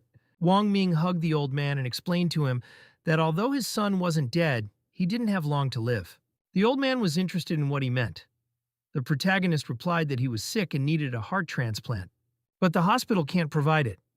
The old man's look changed instantly. He immediately asked if his heart would be suitable for transplant. He was willing to share his heart for the sake of his son, but the protagonist asked if he didn't want to kill him. He gave up his own mother for the apartment and killed his wife. The old man laughed and said that in fact his mother had then insisted on refusing treatment, not wanting to burden the child with her illness. He's the one who kept it from her and forced the kid to sell the house. He just didn't expect him to say no so firmly. The head doctor won't let him leave this place, so he asks him to give his heart to his son. Before he could say anything, the door started to open, and a guy appeared on the threshold of the room. He opened the door and immediately fell to his knees in front of his father, regretting everything. The guy started apologizing and told his dad that he was wrong and it was all his fault. The old man asked if he was all right. The father listened attentively to his son. He said, "If he's okay, that's great. In the meantime, let's go to the first floor lobby." Yun Li then dispersed the 3 rooms he was responsible for in the same manner. However, the key information came too late. When Wang Ming and his team returned to the hall on the first floor, the other participants were already lying in a pool of blood. The protagonist said that it looked like they had passed the test. The pregnant girl replied that it looked like they had. And the kid asked Yun Li if she knew what was at the end of this ordeal. She didn't know and inquired what exactly it was. Wang Ming replied that a verbal duel. The girl asked him to leave his contact and asked, how about she treats him to dinner after she gets out of here? The boy replied to his sister that she had talked about food and he was really hungry, and then he laughed. But no sooner had they finished talking than a monster appeared in front of them. The vicious monster opened its ghastly maw and huge fangs gleamed in front of them. The monster exclaimed that no one would leave here alive and began to approach her opponents. Yunli asked the kid what they should do now. Wang Ming realized that the cursed ticket to the spirit world was still on recharge. The monster began to approach the kid, and with a cry of "Die!" raised her paw as high as she could. The protagonist started to pull some sort of bundle from behind his sinus and tried to fend off the attack. He swung that bundle as hard as he could and everything around him lit up with bright red lightning. That bottle hit the monster right in the face and trickles of blood began to run down its face. The bottle fell with a clatter to the floor and rolled across the cracked floor. The monster girl was still alive. Wang Ming explained to the pregnant woman that he found this under the bed in room 501. Yunli wondered if he wasn't curious about the medicine he had thrown just now. The monster started to lift herself up and looked at the bottle that was lying on the floor. She whispered, looking at him, that it was a sleeping pill. Well, that's impossible, and she knows her. She thought she was the one who killed her mother. Monster clutched her hands to her head and exclaimed that it was impossible. But before she killed her, she had already taken a whole bottle of sleeping pills. The monster exclaimed that she would never do such a thing. The protagonist grabbed the girl's hand and told her to run away from here immediately. They ran as fast as they could down the hallway, faster and faster, covered in sweat. They had already reached the front door and began to run outside. Finally, they were outside the main door. Suddenly, Yun Li heard some noise not far from them. They were already approaching a huge iron gate. A tree wants to stand still, but the wind won't stop. A child wants to take care of his parents, but they are no longer waiting. The sunset should not be allowed to become empty, for the morning sun is never sad. The blood courtyard was complete. Yunli mumbled that they had done it and they had succeeded. Wang Ming said that he was prepared in advance for luck. He had said that there would always be a verbal battle at the end of the trial. Listen to the whispers of the gods and his wishes will be granted. So promised the voice in his ear. Could this be his reward for passing? The fulfillment of one wish or maybe a dream?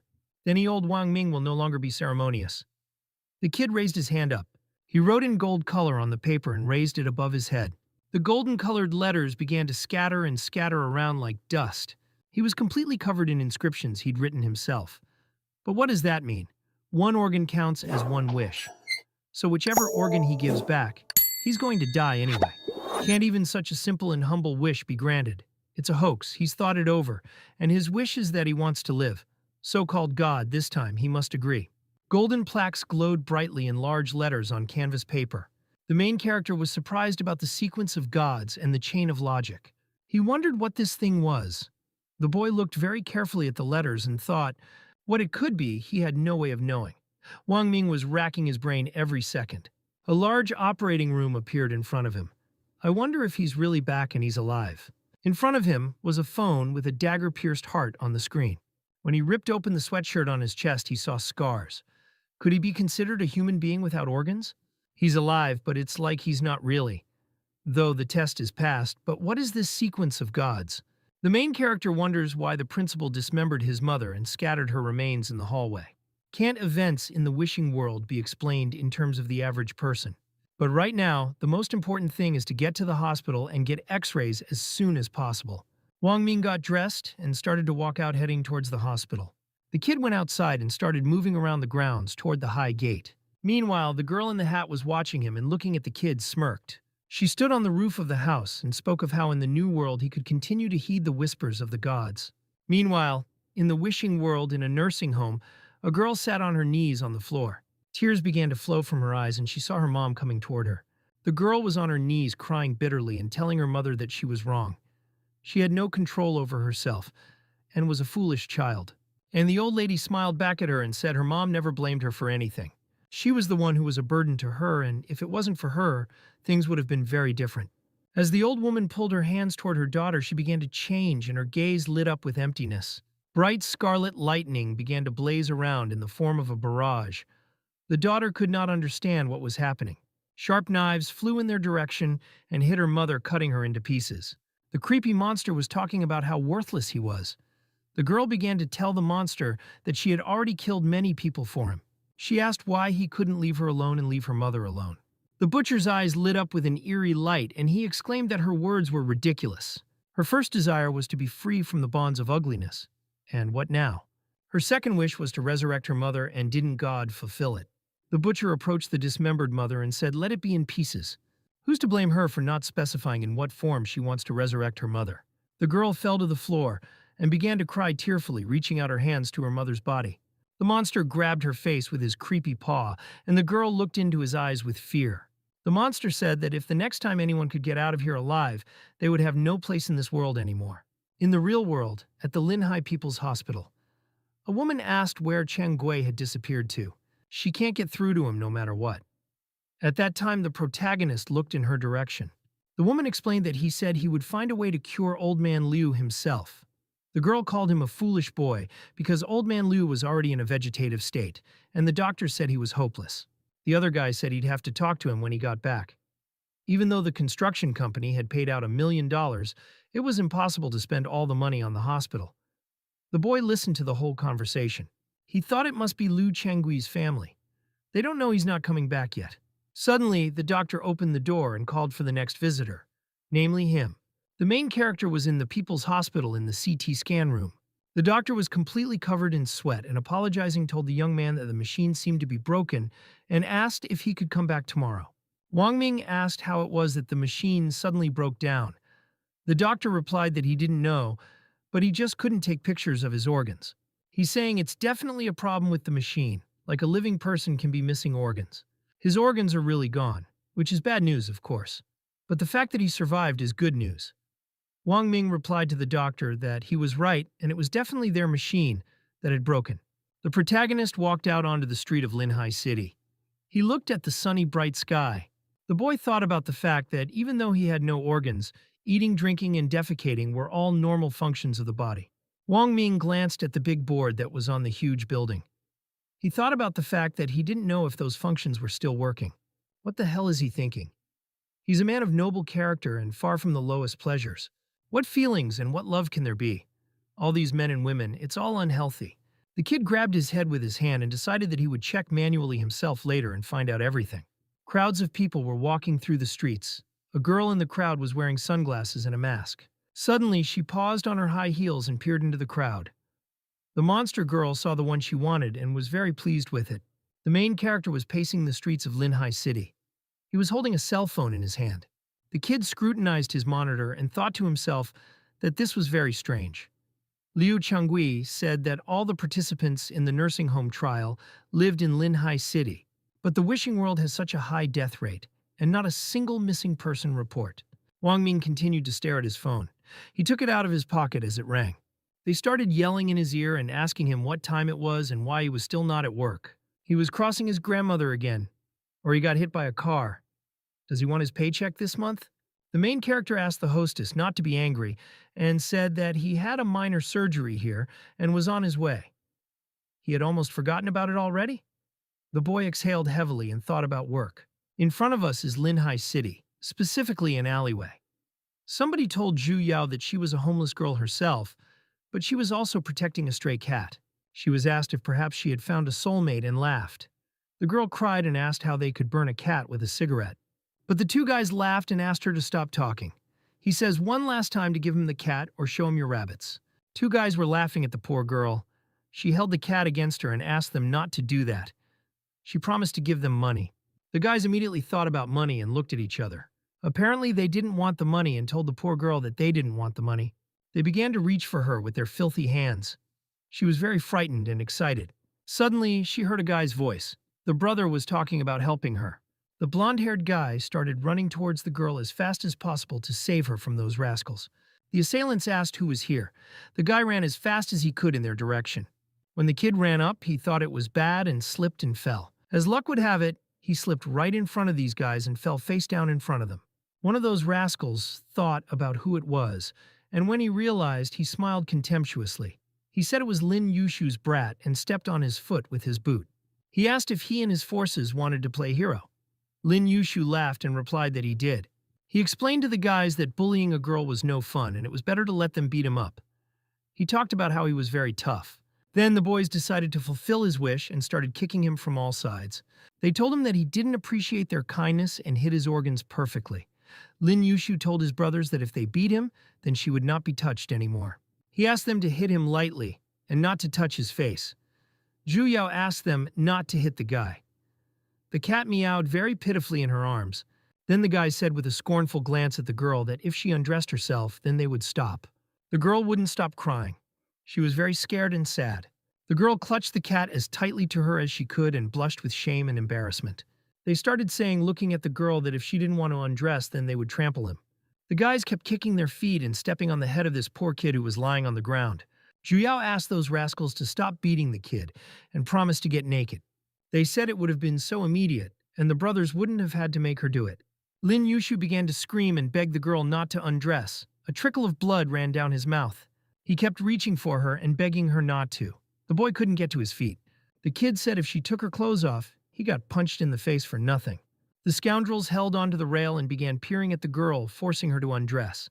There was some noise behind them, and one of the men turned his head in that direction. He thought something was wrong hearing such a noise. Behind them stood the protagonist with a bat in his hands. He said he thought something was wrong, but there were only 2 bedbugs. Don't let them say he didn't give them a chance. The kid said he'd count to 3, and then they'd be sorry if they didn't get out. The villains began to ask who he was looking at him fearfully. But the kid advised to mind his own business and kept counting to 3. Wang Ming told them that they were not running away and laughed. He realized that they were staying. The boy laughed evilly when he heard that they were not going to run away. The protagonist laughed even harder and exclaimed that if they did, they were finished. One of the rascals mumbled that this guy looked very intimidating. The other asked him to leave immediately, and they began to turn around, running away. When the protagonist counted to 3, he turned towards his opponents. One of the guys told his bro that he kind of missed 1 and 2. Wang Ming wondered if he was thinking of teaching him. The main character avenged the girl and the kid who was lying on the floor covered in blood. The guys started yelling that they were wrong and asked not to be punched in the face. The boy dealt with these scoundrels to the fullest. The boys started yelling that they would not do it again and ran away. Lin Yushu got up from the ground and thanked his brother for saving him. He said that he would have actually handled them himself. Wang Ming laughed back and asked if he was telling the truth. The boy reached out his hand toward the girl and asked if she was okay. The girl gave him a hand in return and replied that it was okay. She immediately thanked the boy. The girl looked at him carefully and asked if he was Wang Ming. She was very surprised to see him. The main character was also very surprised and asked if she knew him and how she knew him. The girl replied that she knew, and he probably didn't remember that he used to be her classmate. Unexpectedly, Lin Yushu came over and said that it was a tradition at their school to save girls. Wang Ming replied that he kept wondering where he had seen that uniform. If she hadn't told him, he wouldn't have remembered. The protagonist withdrew the arm that Lin Yushu had put around his shoulders in a friendly manner. He mumbled that he was glad they were okay and that he had to get to work. The girl looked after the boy with sad eyes and a little blushing repeated his name. Wang Ming stepped aside and looking in front of him thoughtfully. And by the way, he doesn't know where he's going. The boy looked up at the bright, bright sky. Suddenly he heard the sound of heels and paused. The girl stopped not far from him. He listened and realized there was someone unlike a human behind him. The girl mumbled that he wasn't going anywhere. Wang Ming asked who she was. He looked at her and decided that he thought he had seen this woman somewhere. She put her hand out in front of her and said, approaching her, that it was his fault for what had happened to her. The girl threatened to kill him immediately. The protagonist realized that the conductor was in front of him. He froze in anticipation and began to compare the events that had happened to him earlier. She was very quickly beside him, and her teeth glowed with ghastly fangs instead of teeth. He had a very familiar feeling. The boy glowed with bright fiery beams. He was completely shrouded in bloody lightning. The monster girl's hand reached towards him. She began to approach him for an attack. The girl shouted that he would not run away from her. Again, bright orange and golden lightning bolts swirled around the protagonist. He was disappearing from her sight, and she begged for him to come back to her sooner rather than later. The monster kept running after him. Wang Ming decided that this was simply unbelievable, and he had entered the wishing world just now. The protagonist held his hands on his head and thought about looking in front of him. A huge long table was set up with people sitting around it. There were different dishes on the table. The boy couldn't understand what had just happened. The conductor was from the world of desire, and how she ended up in the real world. How did he suddenly enter the world of desire? This thing is forcibly pulling people in. That's a setup. The guy was wearing a bright yellow suit and was very surprised by this. He asked who these people were and how he got here. So that's what the wishing world is like, granting all wishes. People couldn't understand what was going on. They were clutching their heads and were frightened. One of the people at the table asked everyone to calm down. The girl asked those around her to look at their plates and raised hers in front of her. The main character thought about it and listened to this girl too. He lifted his plate, and on it lay some paper with writing on it. The inscription turned into a blood-red light and glowed with a crimson haze. This house was in a cemetery, and they have to live there for 10 days. That's certain death. But this is a wishing world, and there are no ghosts.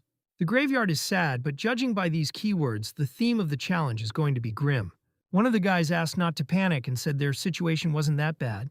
Wang Ming recognized that voice. In front of him was Lin Yushu and Zhu Yao. The three of them had entered this world at the same time.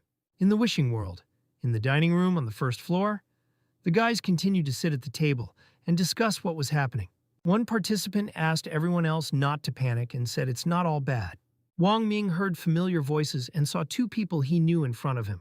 He really got into the wishing world with these guys at the same time. It's also got multiplayer. One of the guys exclaimed that they were living in a graveyard, and wasn't that enough to consider the situation bad? Lin Yushu replied that they were wrong. Had they ever lived in such a fancy villa, and had they ever eaten such exquisite food? To spend 10 days here at your own pleasure, and at the end of it to fulfill your wish is not cool. There was no way out of here anyway, so he suggested we eat first. The other guys noticed that this guy was right. Wang Ming didn't think this kid was so optimistic. He looked at him with a curious look. Lin Yushu was indeed in a good mood and did not panic. The guy started saying that the food here was really good and the wine wasn't bad. Wang Ming felt that something strange was about to pop out and decided to look around just in case. It was the aftermath of a bloody nursing home, and the kid went to the main entrance. Wang Ming tried to open the door but noticed that it was locked, but there was a lot of light in the villa and a light fragrance of flowers. On the first floor, there is a living room, kitchen, dining room, and tea room. The second floor has an exercise room, computer room, office, walk-in closet, and several bedrooms of varying sizes. He saw a huge mirror and many different objects in front of him and began to move on. The kid had already gone up to the third floor and noticed that there was a glassed-in veranda with plants on the third floor. There's a storage room, a music room, a room full of dolls, and the rest of the rooms are empty, and there's room to spread out. The boy began to descend into the world of desire in the living room on the first floor of the villa. The participants were sitting on the couch and laughing amicably. The protagonist thought that perhaps this was the right way to interact with the world of desire. One of the participants was still intimidated, and droplets of sweat were running down his face. He wondered if the guys thought the Sadako wouldn't come out of there now. The boy pointed towards the window where nothing could be seen. He was told that it couldn't be. But the one who said it immediately laughed without exclaiming that he was joking. The girl sat with her pillow against her chest and was called a coward. The trial had not yet begun, and she was already scared. Lin Yushu told Zhu not to be afraid since he was with her. If Sadako dares to get out, he'll scream chrysanthemum monster. No sooner had he said those words than the chandelier shook, and they couldn't understand what was happening. Everyone looked up toward the ceiling. Why the light suddenly began to flicker was unclear. It was already dark outside, and a bright blue haze enveloped everything around the trees and the well. The boys looked out the window and saw a well in front of them. They were talking about how this was the right well. Is Sadako really going to climb out of it? One of the contestants said it's all nonsense. It's just that the signal is bad, and they're making a fool of themselves. How could there be ghosts in here when everything's so nice? But the monster's hand had already broken through the glass. A monster girl began to emerge from this glass and hold out her hands towards the guys. Lin Yushu was very surprised and grabbed Zhu Xiao's shoulder. He exclaimed that she was really here. The monster started walking over to the guys and grabbed the girl by the head. She started gouging out her eyes. The girl begged for help and streams of scarlet blood flowed from her eyes. The monster continued to weaponize and kill the guy. The guy was really scared. The boys couldn't understand if he was dead. There was no limit to their fear. The participants wanted to run away and everyone threw themselves wherever they could. The protagonist clenched his fists. He walked over to the one red button and decided to press it. He decided to turn it off. The monster's gaze immediately changed and began to extinguish. Her fangs were very creepy and nasty. The monster pulled its paws forward and slowly began to dissolve as if disappearing. Wang Ming lifted his phone up and looked at the monster. One of the guys remarked that it was very good that this guy was savvy. The other one asked if Sadako had disappeared. So you should have just turned off the TV. Could it be that this bro's words are coming true? Lin Yushu noticed that this guy said Sadako and she appeared, and it's very suspicious. Suddenly he has some sort of ability to make words come true, and in the wishing world, it's possible. He asked to say that he had a Diaoshan hanging on his belt to prove that it wasn't true. The boy immediately repeated those words. Lin Yushu asked him to speak louder and more confidently. He immediately looked at his belt. It's safe to say he doesn't have the ability to translate words into reality. One of the guys mumbled that one person had died so quickly and how would they survive these 10 days?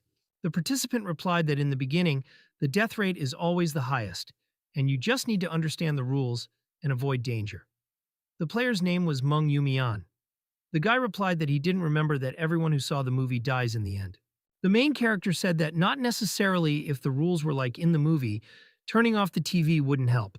Meng Yumian mumbled that Sadako was a ghost from a Japanese movie, and they had seen her before, which means there may be a woman with a slit mouth next.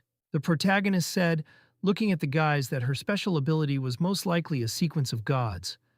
Lin Yushu replied that he immediately realized that Wang Ming was not an easy person. He didn't expect him to know about the god sequence. Luck is his sequence of gods. Therefore, he can be calm, and all who are with him are under the protection of luck. There are so many rooms here on the second floor, they surely wouldn't be found by a woman with her mouth cut open. Suddenly, they heard someone's voice outside the door. Someone was asking if she was beautiful. Wang Ming exclaimed that he believed the guy's lies, and it seems like it's more of a setback. Lin Yushu replied with his hand on his head, saying that it must have been an accident. The door was already shattering into small shards. A female monster came into the room asking if she was beautiful. She started laughing and talking about making them as beautiful as she was. The boys couldn't understand how she had gotten here and were staring in horror. The female monster kept laughing and asking if she was beautiful. It approached the boys faster and faster, reaching out its ugly paws. The protagonist decided it looked like he was going to have to fight and put his hand up. It glowed with bright golden colors, and the monster woman kept talking about how beautiful she was. The kid swirled in red and orange lightning bolts and tried to confront the monster. He began to use all of his abilities to protect his life and the lives of those around him. The kid asked the woman not to be so beautiful in her next life. And here was the world of desire, the living room on the first floor of the villa. The woman was in a bright flame of colorful rays. Wang Ming decided that it was like that, and this girl participant had specifically mentioned a woman with a slit mouth. The kid thought she was checking them out and threw a scornful, questioning look at her. Lin Yushu wondered what they were standing for and, taking his friend by the shoulder, asked her to run away quickly. The guys started scattering to wherever they were going. Mostly they started climbing up the stairs to the top. The monster approached one of the guys and began to reach out her vile paws toward him. She smiled wryly and asked where he was running off to and then laughed. The boy was very scared and didn't know where to run. He fell on his knees and covered himself with his hands. The monster woman kept laughing and asking if she was pretty, approaching the guy. She waved her hand and began to attack the poor kid who was already completely covered in blood. She killed this guy, and there was a pool of blood on the floor. She just chopped him up into little pieces. The monster kept asking if she was pretty and smiling into her creepy fangs. She started approaching the other guy and asked the same question. The guy exclaimed that she hadn't disappeared, which meant she'd keep killing. The guys continued to run away faster and faster. Wang Ming in turn saw the room. It was the exact room he was familiar with, and he began to open the door slowly. He looked through the slit and thought of her coming up the stairs. If she comes in, we'll have to take our chances. He was holding some kind of map with a yellow circle in the middle. Lin Wan and Zhu Xiao were sitting at the table. They called out to the protagonist and waved at him. The guy asked his bro not to worry because they would probably be fine. Wang Ming was very surprised that they were also here. He wondered what the kid meant about for sure. Lin Yushu explained that unless he was mistaken, it was an item he had gotten in the previous game. In previous games, he's gotten a special ability too. The guy grabbed the head of a terrible monster and after that began to twist his hand. Everything around was burning and staggering. The chandelier walked with a shake from side to side. There was a strong roar and the boy filled this demon right on the floor. There was a lot of blood around and someone laughed maliciously as if playing with their victims. Again, there was a loud exclamation at the stones scattered around from the strongest blow. Fist Van Mina was completely in the blood. The streams of blood flowed from him and dripped onto broken stones. The guys who watched what was happening considered this guy very strong and hoped for their salvation. But they were interested in what was behind him. Is it really the devil himself? One of the guys replied that this guy is worse than any devil. Then the fair-haired called him himself and said that while his Koresh is here, who, even if the tyrant would come and will take it off. The girl asked what a tyrant was. The comrade was surprised that she did not even know the tyrant. I suppose at her age she did not see him. Shu Pialolin immediately closed his mouth with his hand and exclaimed that they could not say this. According to the past rule, you should only call the monster how it will immediately appear. Many red ominous eyes appeared in the dark like small flashlights, and a terrible hand with long sharp claws came out from there. The monster exclaimed, approaching the guy, that he really appeared as if he had been waiting for him for a very long time. His vile muzzle in the form of a skull approached the young man, and saliva flowed from his mouth. The protagonist was in earnest, and when he saw this monster and decided to act, he gathered and struggled the zombie directly along the skull. Saluni splashed in different directions. The rest of the zombies, when they saw what the guy had done with their comrade, immediately rushed in his direction with a whole crowd. The rest of the guys decided to quickly run into the room. They rushed to the door with a crowd. The girl asked how their brother Van Min. Then the fair-haired asked her not to be afraid and promised to help. He grabbed a piece of weapon in his hand and carefully looked at him. She completely shone with bright red color. In the darkness, a terrible clown appeared who shone with bloody lightning and began to approach a fair-haired guy. The monster turned his terrible head towards his enemy, and a weapon flew into it in the form of a stone.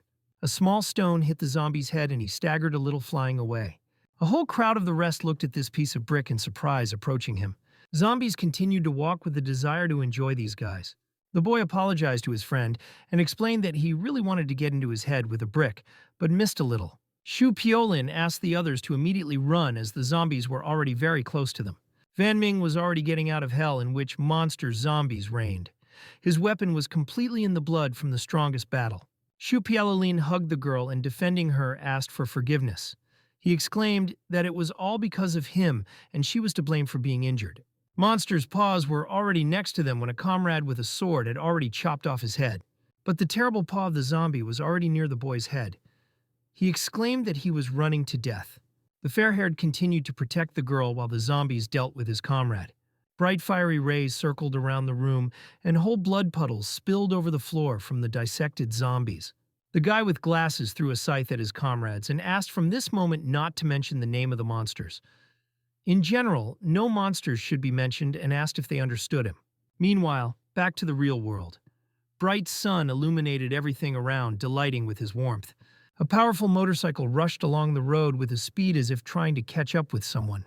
A girl sat at the wheel and rushed on this bike through a gloomy, huge city. She stopped in one of the gray, dark lanes and stopped taking off her helmet from her head. Suddenly, she seemed to hear something and turned her head to the side of throwing her gaze somewhere into the distance. There was a headphone in his ear, and she asked her if there were any fines. Xiaovan replied that a person was already in the world of desires. Judging by the residual pulsation on the spot, he was forcibly prolonged here. She continued to search the territory and found some kind of notebook with records. She continued to explain that, in addition, a monster of desires seemed to have already appeared. The commander replied that he would immediately send people to cordon off the area and asked her to be careful to come right now. The system announced the completion of the task, and the countdown began. 10 days ago, the task began at 2 o'clock. Meanwhile, in a chic, spacious villa on the ground floor in the living room. The test does not last even an hour, but already such a horror. The guys were very interested in how to live the next 10 days. One of them sighed heavily, said that it remains only to gain more food and continue to hide. Van Ming turned to the rest and said that the door to the room where they were broken, and on the second floor there are no more free rooms. He asked if they would go to the third floor with him. Then the fair-haired guy went to his brother and smiling replied that he would go there and they were behind him. They headed towards the door along the corridor with a confident step behind their leader. Meanwhile, they were followed by a girl with an earpiece in her ear. She watched where these guys go. In a wide, spacious villa on the third floor, if you move along a long corridor, a fair-haired man approached his comrade and in a friendly manner cracked him with his fist on the back. He asked Van Min if his divine sequence was just and called it very cool. Now he will not go a step away from his leg. Before he finished, he was heard a terrible, nasty laugh, sounding like a thunder on the entire long corridor. Behind Van Mina appeared an evil monster who shone with red lights in the dark. The influence of the evil spirit on him is more and more. It will be necessary to use this thing more often. The boy asked before grabbing his legs to start talking. He asked schoolchildren whether they had nothing to do and why they participate in the game of desires. Judging by the tone, Lin Yuisha, this is not the first time they get here. The girl answered Van Min a little embarrassed that she was a second time, but she has no objects or divine sequence. She heard from others that the way of fulfillment of desires is very strange. Therefore, she did not let God fulfill his desires. This time she also does not make any desire. As far as she knows, only those who are death, or those whose desire has reached the limit, can fall into the world of desires. Van Min, sitting on a chair, threw his foot on his foot and asked her how she got into this damn place last time. The girl thought a little sad and replied that then she really wanted one person to die. She was completely in upset feelings and took a very bad step. She really died then. Van Ming, holding his head, thought about the fact that again some schoolbulk did all this. He told the girl that this time she could make the desire that no one else would offend her, so that she had the power to stand up for herself and something like that. He asked if she understood everything that he had just said, to which the girl replied that she understood. Van Ming turned towards Shu Piolin and asked what about him. A fair-haired one answered with tears in his eyes that his house was very difficult with money. Since childhood, his mother told him that the poor had to grow older early. He began to release tears and close his eyes. Then Van Ming cracked his hand over his head and asked to speak normally. Shu Piolin, wiggling his tears, said that he simply wanted to create an atmosphere, and for the third time falls into the world of desires. Although he was lucky to pass the previous 2 times, he did not receive any objects. But that ability, he spoke the real, and he comprehended the divine sequence of luck. Van Ming asked about how he could not fulfill his desire after 2 times. Shu Piolin spread his arms to the sides and explained that this is all because his desires are very great and noble. The fair-haired explained to the main character that his desire was to put an end to the world of desires. He knows that even in the world of desires, not all desires can be fulfilled. Well, someone must constantly try to do it. He recalled his childhood when his parents brought him a cake and said that it was time to make his desires. He recalled how he extinguished the candle in the middle of the cake and again said that the world should not exist. He went to the main character and asked if they could now grab his leg after such revelations. After all, he only wandered for half his life, that he did not meet the wise master. If he does not disdain, he will become his adoptive son. He began to hug the leg of the protagonist and called him the foster father, exclaimed, who believes that he agreed. The girl asked whether to call him a foster father. Before they had time to finish, someone tapped the door to the door. The guys were immediately wary and they were interested in who it could be at that time. Behind the doors there was a voice, and a man said that he had information whom he wants to share. Van Min opened the door and recognized the girl. He remembered that she brought a man with a torn mouth and asked how to believe her to believe him.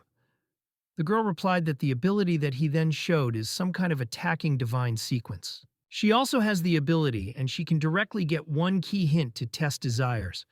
As a sign of goodwill, she can first tell him this hint. Van Ming thought that it is very good to get a key hint. She is a cheerite right in front of his eyes. The girl explained that her hint is that among them, the testing participants is hiding. Previously, she went through one test. There, one of the participants from the very beginning was a monster. He mixed with them and constantly divided them, after which he secretly killed those who were left alone. More than 100 people have a desire in that test, but in the end, only 4 survived. She came to him because he has a strong ability. If he can kill that hiding traitor, then they will be able to spend the remaining time calmly. Van Min said that, judging by her words, she knows who the traitor. The girl replied that she did not know, but it is simple. It is enough to use the exclusion method. He eliminated all the dangers before that. It means it is excluded, and it is, of course, also out of suspicion. Otherwise, she would not voluntarily tell him this hint. The girl asked if he knew those two. The main character's comrades heard their conversation, and Shu Pyolin asked what they were talking about. The girl began to cry and say that she was not a traitor. Van Min turned away from his friends, explained that they were originally familiar with the 3. The girl said that in this case these 2 can also be excluded because it was pretense or obsession. Familiar people would easily notice the catch. If in this test there really is a traitor, then he will probably choose one who is in no way connected with the rest. Since they are 4 outside the suspicion, everything is very simple. The traitor is exactly among other players. What will happen if they kill them all? Can the threat disappear by itself? Shu Pyolin asked what she was carrying. Van Min was also angry and asked if this is her exclusion method. If you die in the world of desires, you will disappear in the real world. This is not a game. What she says is a massacre. The protagonist was in earnest and shifting his eyebrows to his nose threw a despicable evil look at her. He called it a massacre again. Then the girl calmly asked him what from this. She exclaimed in the face that it was a world of desires, and there are no laws of the real world. She has a hint and he has power. To unite and quickly go through this is the most correct choice. Van Ming replied that she was right, and there is no order here, and moreover, there are no restrictions on the law. To survive, to fulfill his desires, anything can happen. The most crazy. The girl exclaimed that he says everything correctly and is nothing more important than life. She held out her hand towards the guy, but he replied that they were all people. Even if this world makes the brave men die in vain, merciful to kill and seeking salvation to despair. Even if selfishness and cruelty in human nature outweigh the greatness of the soul, they are all people. Van Min said that he did not know if he could get out of here alive. But he knows that his humanity should not drown here. The boy apologized, refused to lead to her conditions. Then the girl got angry and called him too naive. She went to the main character and said that in the world of desires of mercy is the funniest thing. Perhaps he considers himself very strong. He can safely leave and allow God to fulfill his cherished desire. Well, how are his 2 comrades? The boy looked towards his friends. The choice of the foster father is his choice. They do not want to harm anyone. The girl began to get nervous and called these guys crazy. She was angry, and her face changed in a terrible grimace. Van Min said that he knew that she was sharing the hint, not disinterestedly, and she just saw his strength and wants to use it in her interests. But in gratitude, he will later give her a response. But there is no talk of cooperation about which she speaks. The main character asked her to immediately leave without agreeing to her conditions. Then the girl called the guys a gathering of psycho and exclaimed that they themselves were looking for their death. Van Min pretended to be not heard her with his finger. Shu Pyolin called his foster father magnificent and said that his speech was just amazing. The girl supported and said that it was really cool. Van Min called this common and asked not to worry. Shu Pyolin told the foster father that they both told how they got into the world of desires, and he did not tell his story. Then the protagonist began to tell and introduced himself for a start. He called himself an ordinary person, a man. The guys did not expect such an answer and asked, was it all that he could tell them? Van Ming thought that he could not tell them that his body was already gutted. Then they are scared to death. He went to the guys and said that, judging by the past experience, until all the players call the names of the monsters, they are safe. While there is no danger, you need to have a rest. He will be on duty the first half of the night. Experience countdown until the end of the task. The system reported 10 days, and task began 13 hours ago. The guy slept very tightly. Saloon flowed sweetly from the lips of a fair-haired guy. Van Ming, with a cup of coffee, said that he was very boring, and while there is time to study his divine sequence, he went to the monitor and began to study the logical chain of amplification. Through the establishment of a logical chain temporarily enhances the level of divinity of the gift, spirit, physique, strength, and everything else. It turns out that the divine sequence has levels. Spirit, physique, power is all clear. But what is the level of divine gift? While he was thinking about this, the guys slept together in their cribs snoring. Suddenly, the main character heard something, and a little alert cast his gaze to the side. He realized that he had heard the sound from the next room, and this is probably steps. The sound of the opening door he definitely does not confuse with anything. Is it not a warehouse of dolls in the next room and no one lives there? Shu Pialolin appeared near the guy and scaredly asked the adopted father what kind of sound it was. Van Ming asked a fair-haired guy to be a little quieter and said that he himself would go and look. He went to the door and began to peer into the eye, but it was very dark there. The boy said that nothing was visible there, but judging by the sound, this is already at the door. He again began to peer into the eye. On the street it was already dawn, and the light fell into the room. But there was nobody there, and he tried to feel since he did not see anyone in front of him. Outside, too, there was nobody. But then it was completely incomprehensible to him at the door. Shu Piolin was trembling with fear and called his foster father, pointing to the door. He explained to the chief hero, then expired, that there was a small gap in this door. Then the boy leaned over, and now it was not surprising that it was not visible through the eye. It turns out that dolls knocked on the door. He again tried to look into the eye and saw a terrible red eye in front of him. A stream of cold sweat flowed down the face of the protagonist, as it was really scary. Van Min began to look scaredly. It was strange that in front of him was just one separately living eye. Shu Piolin was also very surprised at this and wondered what it could be. The boy asked why the monsters were the first to come to them. His divine sequence seems to be luck, and there are so many rooms. A fair-haired guy scratched his back of his head and smiling replied that he did not know why.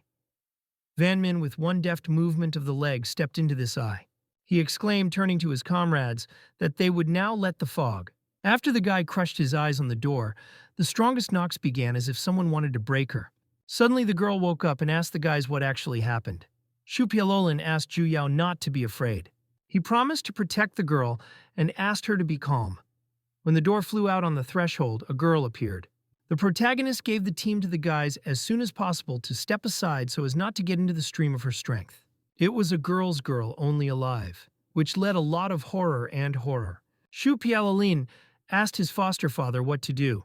Van Min rolled his sleeves and replied that there was nothing left to do. It was necessary to attack, as the doll already wanted to attack them and began to approach. Van Min exclaimed, turning to his comrades, that there was only one way out, and it was to fight with the monster. He had already approached the terrible doll, and their forces met in several powerful blows. Suddenly, from somewhere, there were still soft toys that were terribly smiling at them.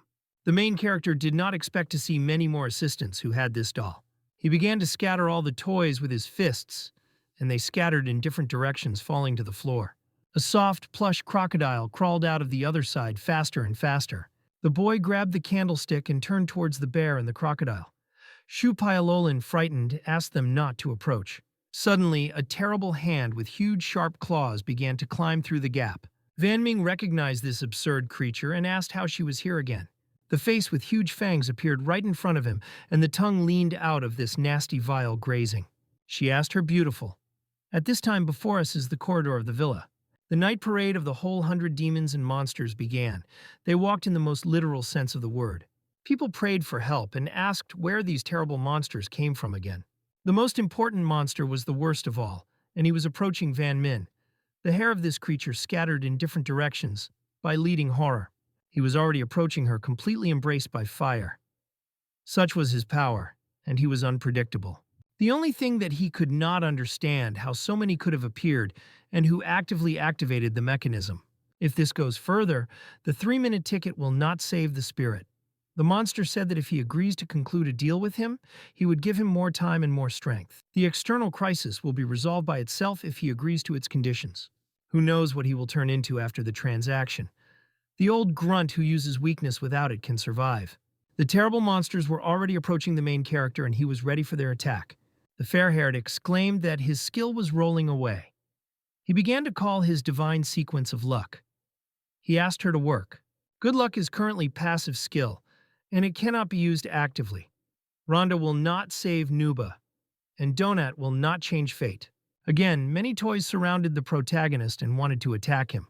Juya was near the guy with a bat in her hands and asked the monsters not to approach, but the protagonist gave the team the girl immediately step aside. The fair-haired continued to ask for good luck to work, rather. The monster was already approaching, opening his terrible mouth to him. A stream of sweat began to drain across the face of the guy, and despair was red in his gaze. Shupialolin was already preparing for death, and remembered his childhood when he was sitting on the floor and crying, looking at his parents who swear. Father shouted at his mother and talked about the fact that, instead of allowing him to recoup, she went and bought some kind of cake. The woman answered her husband that today was her son's birthday and asked to stop playing. The man grabbed her by the breasts and began to ask where the money threatened with death. Shupialolin cried and asked his father not to beat his mother. One of the guys went to the woman and said that it was very late for the beauty alone to walk at work. The second decided to caress her and put his hand on his shoulder. They were ready to pay 500,000. The husband said that if she does not sign, then he would kill her. I was very happy when there was a lot of money in his hands. He laughed and talked about a settlement agreement. He did not think that the game of desires is real, and smiling hugged the mountains of money. Everything around was lit up with a bright red flame, and in front of Shupiolin was a cake with a red bloody candle. The boy did not stop crying looking at this cake, and horror was red in his eyes. Shupiolin recalled all this and exclaimed, looking at the monster, that he would definitely put an end to the world of desires. Van Min, looking at him, asked if his ability would now work. The guy really lit and was completely shrouded in a bright yellow light that lit everything around. Meanwhile, in the room on the third floor of the villa, the puffs of smoke rose directly to the ceiling. Shupiolin dealt with this monster who had just tried to attack him. Behind him were several more terrible monsters with long, sharp claws and large, evil fangs. A creature with black, long hair appeared in front of him, and he managed to hit it with an elbow right on the head. The creature immediately flew to the side, and he hit it with an elbow in another place with all his might. The guy was surrounded by a zombie who slowly approached him, and he clenched his fists in anticipation of the attack. Shupiolin was very seriously configured and continued to glow with a yellow flame. Immediately, 3 zombies began to fly to him, pulling their sharp claws in front of his face. Shupiolin squeezed his fists and prepared to repel the attack of these evil monsters. Suddenly, the little malicious dolls with buttons instead of eyes grabbed his legs. The main character asked who turned on Boruto and said that the combustion time was so short. When a fair-haired man fell to the floor, a whole crowd of zombies began to approach him. The boy screamed for help, and the main character cast his eyes in his direction. Meanwhile, Ju Yao was already approaching with a powerful candlestick in his hands to one of the monsters. She in time attacked him with a metal candlestick, protecting Shupiolin. The girl was angry and again hit the monster, asked him not to come closer. The girl continued to protect the fair-haired guy, waving her weapons. The monsters now and then scattered around when their team attacked them. Van Ming barely managed to evade the powerful blow of one of the terrible monsters. Looking around, he decided that he would not go. How to use a divine sequence in general. Is it really necessary to scream like Shupiolin all the time? He really screamed a logical chain to strengthen strength. Because it is very strong, so its strength increases many times. He tried to concentrate and moved his eyebrows to his nose, continued to scream these phrases. Because he regularly trains, therefore, his strength is extremely great. The boy realized, peering into the space, that the logic is really true. He lit up with bright yellow rays and began to possess incredible power. The yellow light touched his glasses and, on the basis of them, began to push these monsters away from himself. They seemed to scatter seeds in different directions, and the boy was completely shrouded in bright yellow circles of light. Shupiolin, when he saw this, called his foster father his support. Ju Yao clenched her fists, supported the guy, and said that Brother Van Min was very strong. Meanwhile, the main character thought that his divine sequence is very strong. Is this a logical chain? Compared to the ticket, the word of the spirit is much more powerful, as he just understood. Van Ming clenched his fist that was shrouded in golden chains and felt that he was now incredibly strong. Its power truth has increased significantly, and he could dissect the monsters into small pieces with blows of his fist. They came closer and closer to him, but his incredible abilities killed these zombies one after another. Shupiolin asked his foster father to be careful since the monsters are approaching again. The main character was now confident in his abilities and answered a comrade that it did not matter. He himself went to meet the evil monsters and exclaimed that he would deal with them. Powerful bright rays approached the toothy, nasty faces of these monsters. The strongest explosions occurred around, and puffs of smoke began to rise to the ceiling. The protagonist dug entire trenches in the corridor and zombies to fall into the abyss with his force. Van Ming thought about the rest and decided that it was necessary to go to the second floor to help them. Meanwhile, the battle continued, and the boy realized that it seems they also have objects from the world of desires. He smiled at this and exclaimed that even better than once they could resist the monsters. While they restrained them, he decided to deal with only those 3 strongmen, and that's all. In a huge building, a powerful battle continued not for life, but to death with terrible monsters. And the next morning came, sunny and clear. Is there really a night parade of hundreds of demons? Before us is the villa tests, namely the first floor of the living room. If it weren't for those several players, they would probably have died. 24 people, and only 10 remains. Only 1 day passed, and more than half has died. Van Min told Shu Pyolin that his luck does not seem to help. The fair-haired replied that it was impossible so to say, because if he had not helped if he had been alive so far.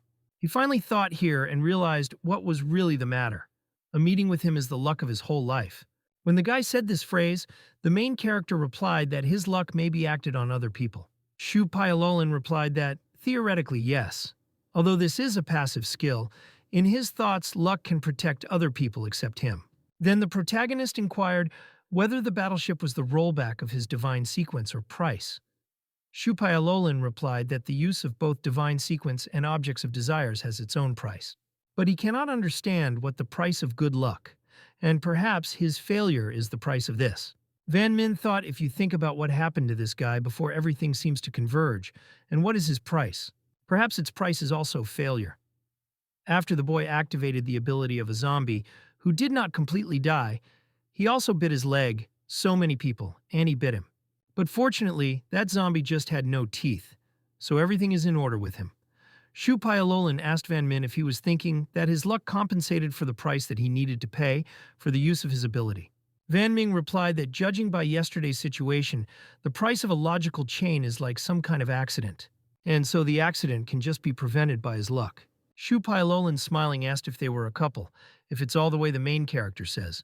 Then he corrected himself and said that he had in mind created for each other as born partners. The guys realized that she was going to them again. Van Min sat on the couch with his foot. He felt the girl and asked if she was looking for him. She came up and called herself Main Yumyan. The girl explained that, for the 3rd time, she falls into the world of desires and her chainsaws. This is the subject of desires, and the divine sequence of the seer. For the first time, getting into the world of desires, she resurrected her deceased child, but he became very terrible. Every day he needed to eat fresh raw meat. So that the 2nd time, her desire was that he again becomes a normal person. The desire was fulfilled, but soon he fell ill with leukemia. This time she wants his body to become absolutely healthy, and this is her dream. She really hopes that as soon as this game passes, everything will finally work out. The girl in despair fell to her knees, but now she told everything and opened all her cards. She knows that she is a self-player, but she is a mother, and for the sake of a child will not stop at anything. He himself saw what happened last night. So many people have died if they do not deal with the traitor. Who knows if they can survive the next night? She held out her hand to the main character and asked to unite. If they kill them all, they will be able to finish this nightmare together. The protagonist thought and asked whether her divine sequence is really called a visionary. The girl spread her hands to the side and replied that everything was right. Therefore, she was able to find out key information about the traitor. Van Ming looked at her carefully and asked how he could be sure that just a traitor is not her. Main Yumyan continued to kneel and asked what he was carrying. Van Ming explained that, although she had good reasons, her mother would really go to everything for the sake of the child, but she cannot be excluded from among the suspects. After all, a real traitor like her constantly wants to kill others, and is it illogical? Main Yumyan was upset and said to her feet that in the end it turns out he did not trust her. Van Ming replied that there were no, and his original intentions have not changed. He refuses to pass this level by killing others, otherwise he would have killed them all for a long time. None of them is an equal to him, and he is sure of that. The girl lowered her head down and replied that she realized him heading for the exit. Shu Pyolin asked his foster father whether this woman would act herself. Van Ming replied that no, because before she did not dare to act alone, because she was afraid that among other players there is someone with whom she could not cope. After last night, she knows that the one who loved monsters with a Tesak is not much inferior to her. Since they do not cooperate with her, she will not dare to act. Van Ming thought that if his previous guesses are true, then further if he stays next to Shu Pyolin, he will be able to use his divine sequence to avoid absorption by an evil spirit. He realized that now he needed to look for tips and pointed a finger at a fair-haired one. He has good luck and it is necessary that he wanders around the villa. Perhaps then he will find some kind of key hint. Shu Pyalolin replied that this was the aura of the protagonist, and he was not the main character. Van Min said that he was not joking. The last time he got into the world of desires and he was able to pass the test only due to the fact that he avoided the trap, following various scattered grains of information. But this time great despondency so far, in addition to information about the traitor provided by Main Yumian, we can say that no tips were found. The reverse countdown until the end of the assignment remains 9 days in progress according to the PRNCs of 0. Shu Piaolin said Zhu Yao that since he was with the foster father next to the next time when the danger arose, he asked not to make up stupid and block him with himself. He is so ashamed to an adult man that he cannot protect the girl and how he can allow her to die before him. He handed Zhu Yao his tea sack for bone cutting and asked to take it for self-defense. But the girl was surprised and replied that she did not think about it, apologizing to the guy and thanking him. Shu Pialolin told the girl that he should thank her. He asked to stop apologizing and be a little later, then others would not dare to offend her. He asked the girl to try to shout at him, not to be afraid, but simply to take and shout. The protagonist of Likea closed his eyes to think about something of his own. Suddenly he said that besides this, there is another thing that bothers him the most. The monsters who appeared last night were clearly much stronger than those that were during the day. If we take for example that girl with a torn mouth, in the afternoon he killed her by the power of an evil spirit, and last night the power of the logical chain was clearly much stronger than the strength of the evil spirit, but it was more difficult to cope with her. It suggests that the power of monsters increases with time or with the number of appearance. At the end of this test, even he may not be able to survive. Zhu Yao, lowering her head down, said that she was spoiling all. But the main character replied that this was not her fault. Shu Pialolin is not much stronger than she. The fair-haired smiling told the foster father that he was really insightful. Van Ming explained that before they suggested as if the mechanism of the appearance of monsters was associated with the action of talking. If this mechanism is true, then who has called so many monsters last night? If this was done by the traitor, why he did not continue? Or why not call him anything more terrible to kill them all? Therefore, he believes that this mechanism no longer works. Shu Pialolin said that they think in one direction. Van Ming explained that he has a way to do without killing people to calculate the traitor, or to find out the true reason for the appearance of monsters. Shu Pialolin asked what method he talks about. The protagonist asked Zhu Yao to leave for now since they need to talk in secret and not eavesdrop. If there is a danger, he asked her to shout, and they will hear. Shu Pialolin said that in fact there is no need to hide something from Zhu Yao. She is very kind. She would never harm them. He told the adoptive father that she was probably constantly poisoned at school. He simply accidentally encountered this once, and for her this is in so many times that she no longer remembers. They poured a chalk in a glass, a backpack, and textbooks were cut, a chair and desk was smeared with glue, and even doused it with dirty water. A school for her is worse than the world of desires, and her family is even worse than school. Her stepfather was a villain and constantly mocked her. He does not even know how she was able to keep a good heart in such an environment and not to become embittered. Van Ming asked him not to worry since he did not want to exclude it in any case. Her temporary care is just a necessary part to check its guess. The boy asked to get down to business. Last night, when he was on duty, he secretly named the name of one monster. He just wanted to check the mechanism. If he really appeared, he would be able to cope with him. But so far, this monster has not appeared. Therefore, he assumes that the real mechanism of the appearance of monsters is to mention monsters in the presence of a traitor or a particular person. Although when Main Yumyan told them information about the traitor, they excluded their 3 of the suspects. But what if the traitor himself does not know that he is a traitor? Shu Piaolin said that he understood, only with the help of this method of the foster father can the traitor be really excluded. Van Ming asked him to name the name of the monster, and if the monster appears, he would kill him with one blow. Shu Pialolin asked the fallen surprise to go out immediately. After that, he called the peak lady and said, she was his past, and he is her present.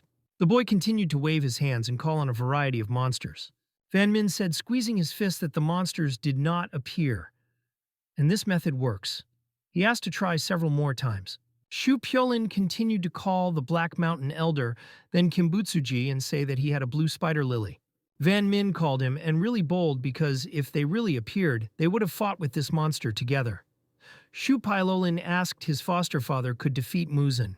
Van Min said that since the monsters of whom he called did not appear, then he can be excluded from among the suspects.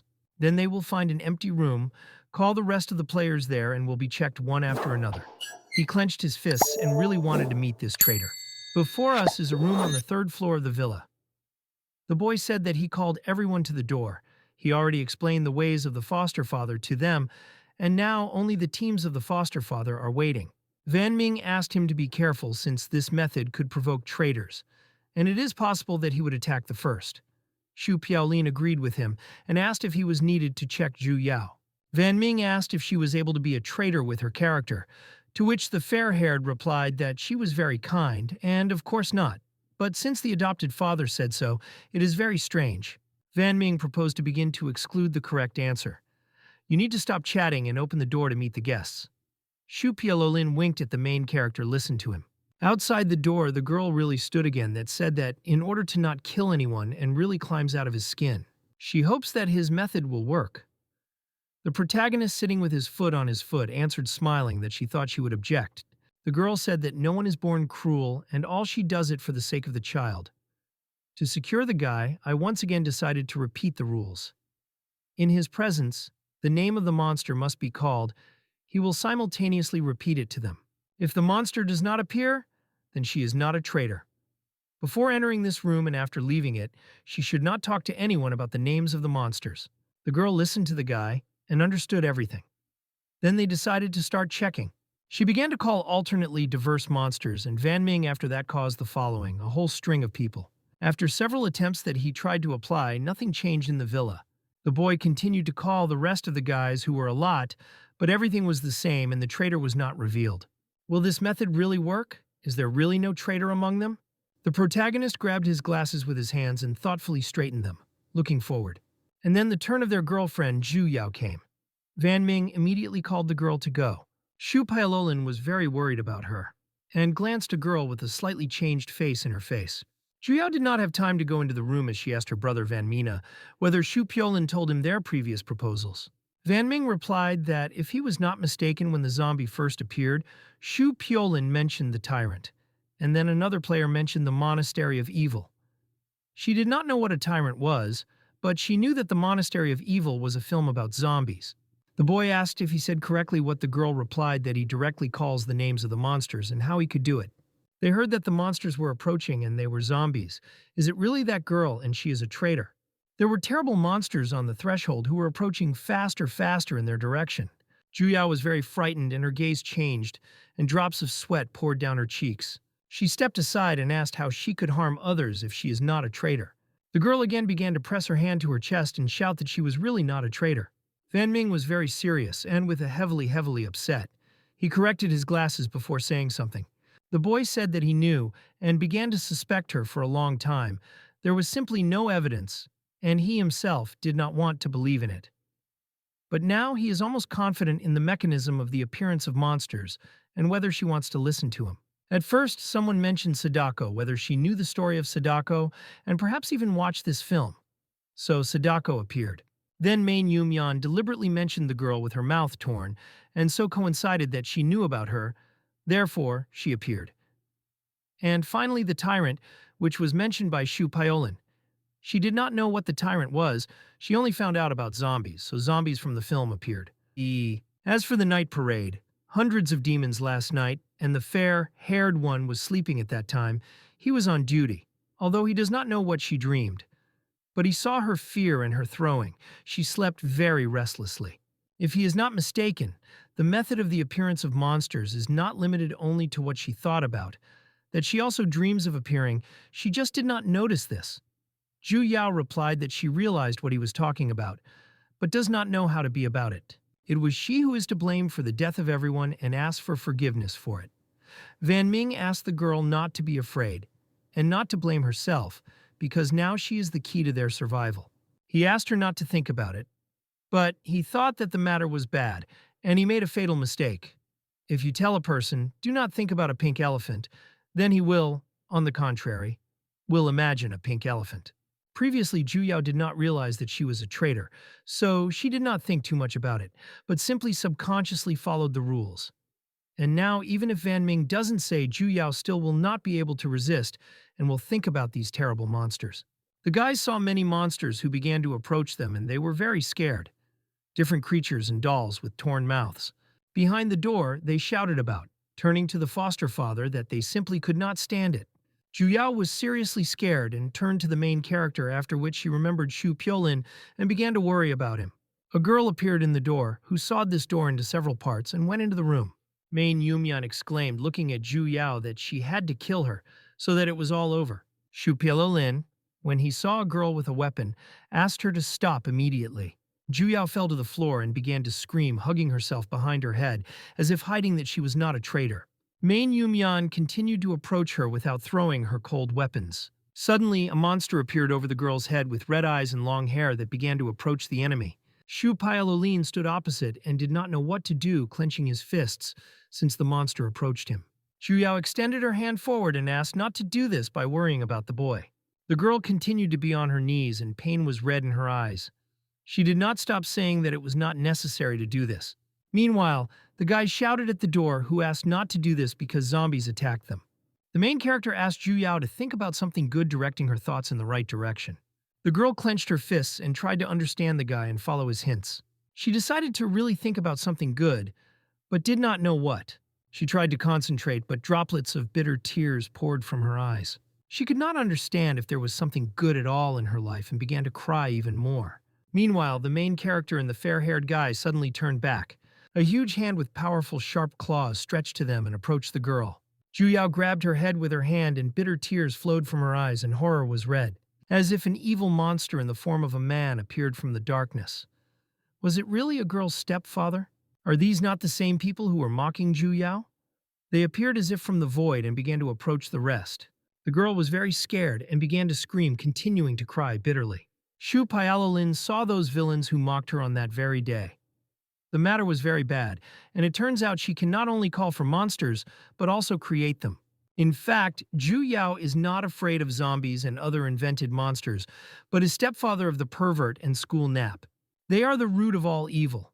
If nothing happens, it will be more difficult to cope with this than with a girl with a torn mouth and the rest. The main character tried to figure out what to do to correct the whole situation. The powerful hand of the angry demon of the monster in the form of a girl's stepfather began to approach his head. He stuck out his vile, terrible tongue. Van Ming thought that, very bad. Thoughts cannot be controlled. Even if Ju Yao does not want these monsters to harm, they are still terrible in her subconscious.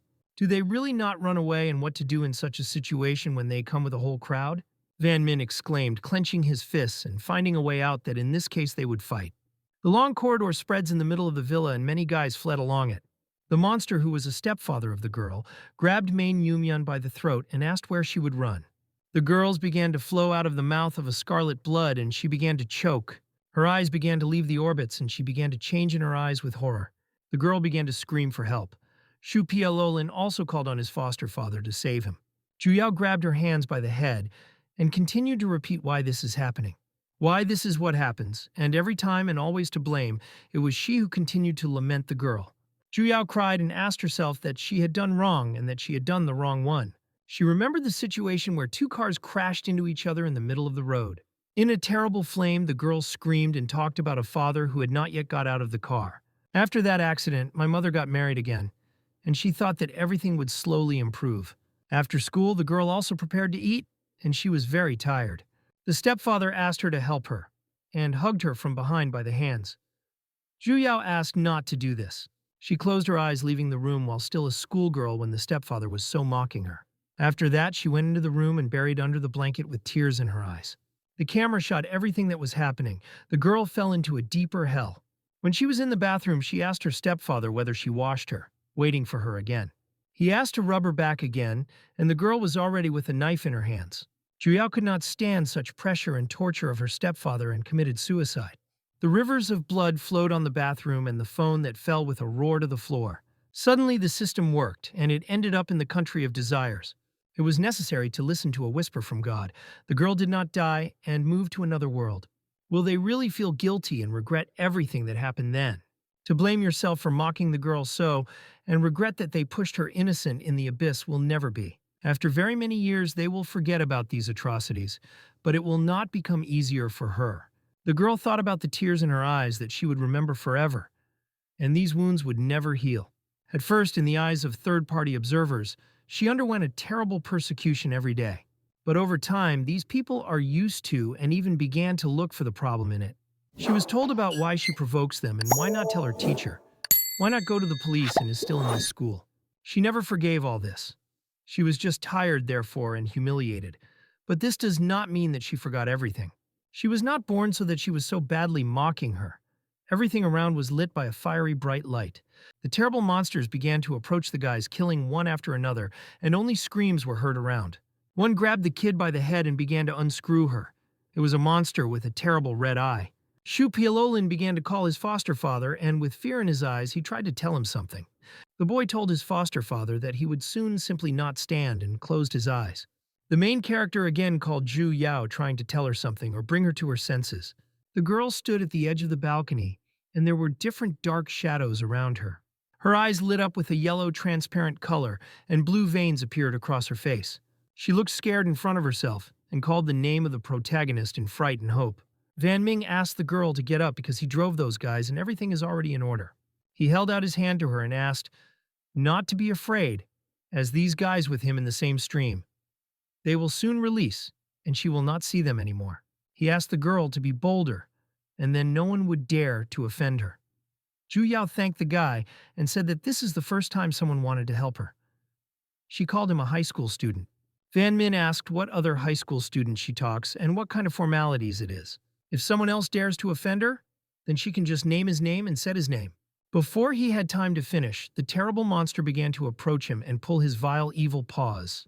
The boy thought that this test of desires was not at all that it could go through a rough force. Suddenly he heard something near himself, and it was another monster that approached him right close to him. The boy thought that even if he was absorbed, he would have to use a ticket of an evil spirit. Before him was a monster in the form of an evil stepfather, Zhu Yao. He lit up with a yellow circle of multicolored lightning. The eyes of a fair-haired guy suddenly changed color, and he could not understand what was happening. He fell to his knees and covered himself with one hand from a powerful flow of energy. He looked at the protagonist and asked what had just happened. Behind Van Mina was a girl with a sharp knife in her hands, and blood poured out of her throat.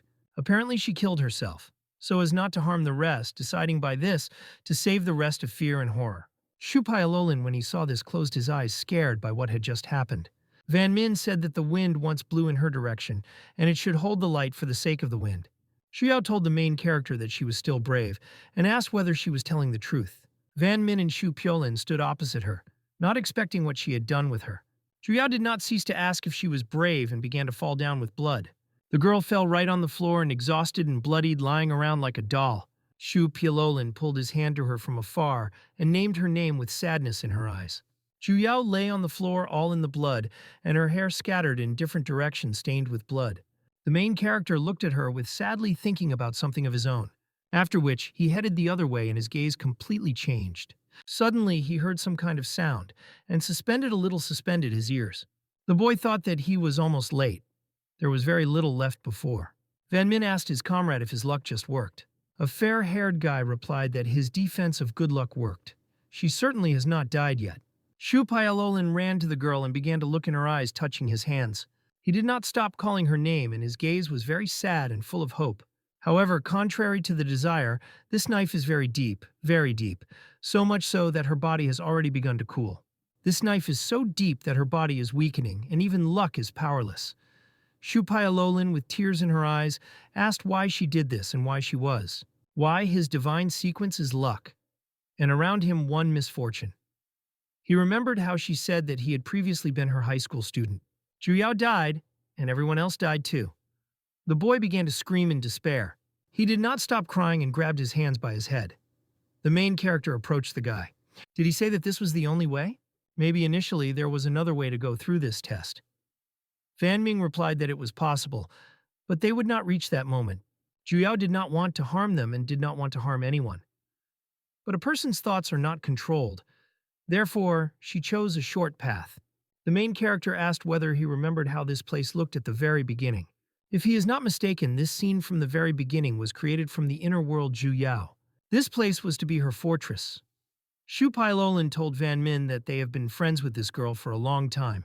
She told him that before she was also helped by one high school student. She obeyed that high school student, got the courage to look at life in the face, and that was why she could hold out to today. Then the main character asked if he knew who this person knows. Shu Pialolin replied that Wang Min is this person. He told her that the girl would get up soon as he drove those guys. Therefore, she answered him that everything was already in order. What was forgotten is now never forgotten. He did not think that they would meet like that again. The boy asked the fair-haired not to be sad because she has another chance. Shu Pialolin asked if he was going to ask God to resurrect her. The protagonist thought again, looked at the exhausted, almost dead girl. Shu Pialolin exclaimed his shoulder, which in no case should not be done. People risen in this way are not people at all. Juyao was a kind person, and if they ask God to resurrect her, then her soul will never find peace. She would not want to live such a life. Shu Pialolin explained to the chief hero that it was much worse than death. Van Ming replied that he was really right, and he also heard about resurrection with the help of desires. Then he thought that he would never resurrect anyone in the world. But let him not forget that now there are two of them, and they can ask God to fulfill two desires. Van Ming asked Shu Piolin whether he was ready to abandon his original desire and help Ju Yao. The fair-haired guy was confident in his decision and answered the main character that he was ready for this. But all the monsters disappeared. No dangers occurred during the remaining time. The villas of food and water are enough. But after everything that happened, Van Ming and Shu Piolin survived the hardest time. 10 days after the start of the game, the lightning was very bright and strong. She illuminated everything around and hit the gap of the door that was open wide. The guys were very surprised that this door itself opened from such a powerful lightning. Suddenly, a healthy monster appeared on the threshold, who held a weapon on his shoulders. He was terrible and terrible like a robot with red bloodied eyes. The guys could not understand that this was still like that, and the main character was simply shocked by what he saw. He felt a very strong pressure from this monster and thought a little about it. The monster with red bloodied eyes grinned sarcastically, looking at the guys, and asked if they had a great despondency. To sacrifice yourself for the sake of others, in his opinion, is just ridiculous. The guys listened carefully to his speech. The monster said that he did not think that they were two so lucky that they would really see such an anecdote, and laughed terribly after that. Van Min asked why he laughs. In his opinion, the fact that this became a joke in his eyes only because of his own squalor. Because of his squalor, he cannot empathize, therefore, it naturally considers it all a joke. But all the great is born from the ordinary, and all glory begins with a spark. The funny here is he and not something else. Then the monster asked Mouse if he was afraid that he would kill him now. He noticed that the guy already understood everything. He had long realized that because of the restrictions on the rules of the world of desires, he could not harm them. Van Ming thought that this creature, like that conductor before, according to some rules, cannot harm players. But this also means that everything that they experience in the world of desires is not something separate. Behind all these events is another observing monster. The big man laughed and began to approach the entrance closer and closer, sarcastically smiling. The monster exclaimed that they all called him a butcher, although he did not like this name. He stuck his sword onto the floor and spread his arms to the sides, said that he was the master of this villa. His gaze was terrible and the smirk wanted the best.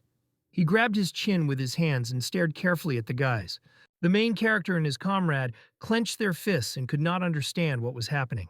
The monster again put the weapon on his shoulder and the lightning appeared in the sky, sparkling more and more. The monster laughed very loudly and said that this girl died only because of them. And now he congratulated the guys on the fact that they would hear the whisper of God. The guys looked at their hands and thought. Van Ming asked Shu Pialolin this time not to use the word to resurrect, and the boy agreed with this. With excellent memories, with the original kindness, in an unknown place, she will still be the same Ju Yao. The attention of the whisper of God and his desire will be fulfilled. The main character extended his hand forward. A new subject of desires in the form of a sharp, bloody knife appeared in his hand. The boy's eyes lit up with a bright, fiery color, and he gained new abilities. He had a cry in his hands. The system asked if he was sure that he did not want to experience his sharpness on his own body and hear his own cry. Van Ming considered this subject very terrible, and he had just a terrible thought to poke himself several times with this knife. He thought about it and cast his gaze at the window in which a bright, terrible lightning sparkled. The protagonist of Thinking exclaimed that this game was finally coming to an end. Before he thought about it, as an evil, healthy monster turned to him. He asked the kid as he thinks whether that mother and daughter from the nursing home received salvation. Van Min was even more angry and asked what he had done to them. And to himself, he thought that this type was also watching this type behind the elderly house. The monster laughed, and the monster said that if he wants to know, he could find the opportunity to return and see himself. The boy decided so if it would be possible to go and visit them. He is not averse to killing him personally. Shu Pyalolin, squeezing his fists, exclaimed that they had returned to that world. The guys heard a cat's meow behind their backs that were very surprised. Van Min went to the cat and began to stroke him on the head. Shu Pialolin said that this cat is waiting for the return of Ju Yao. Van Ming asked the cat whether he would be with him now. The cat replied that Ju Yao had saved him, and now she had gone to another place, and he asked to call him Yao. The main character took the cat in his arms and began to stroke him. The animal lay sweetly on his hands. The boy asked his comrade to leave that conductor. A motorcycle stood in front of them, and they became interested in whose he was. The guys noticed that all this seems too strange, and in front of them is a really cool bike. The main character felt the appearance of a man behind himself and was a little alert. He sharply turned into a girl and asked who she was looking at her. The girl said that she was an investigator from the Bureau of Investigations of Divine Phenomena. Shu Pailolin asked from which bureau, to which the girl replied that from the Bureau of Investigations of Divine Phenomena. She said with a serious look that she hopes for their cooperation, otherwise she would have to use force. Shu Pailolin thought and said that he had not heard about the Bureau of Investigations of Divine Phenomena and asked what they were doing. The girl began to shine on him with a flashlight directly in the eyes, and the boy screamed. The authorities all the time hid information about the world of desires, so that this flashlight exactly erases the memory of people. He again asked who she was and said that he had lost his memory and did not remember anything. The girl asked to stop pretending because this thing simply checks whether they are monsters of desires, and she does not affect memory. The fair-haired guy took his hands behind his head and smiling built a cunning grimace. The protagonist called him a clever and kitty madcal. The girl again looked carefully at the guys and asked to go with her.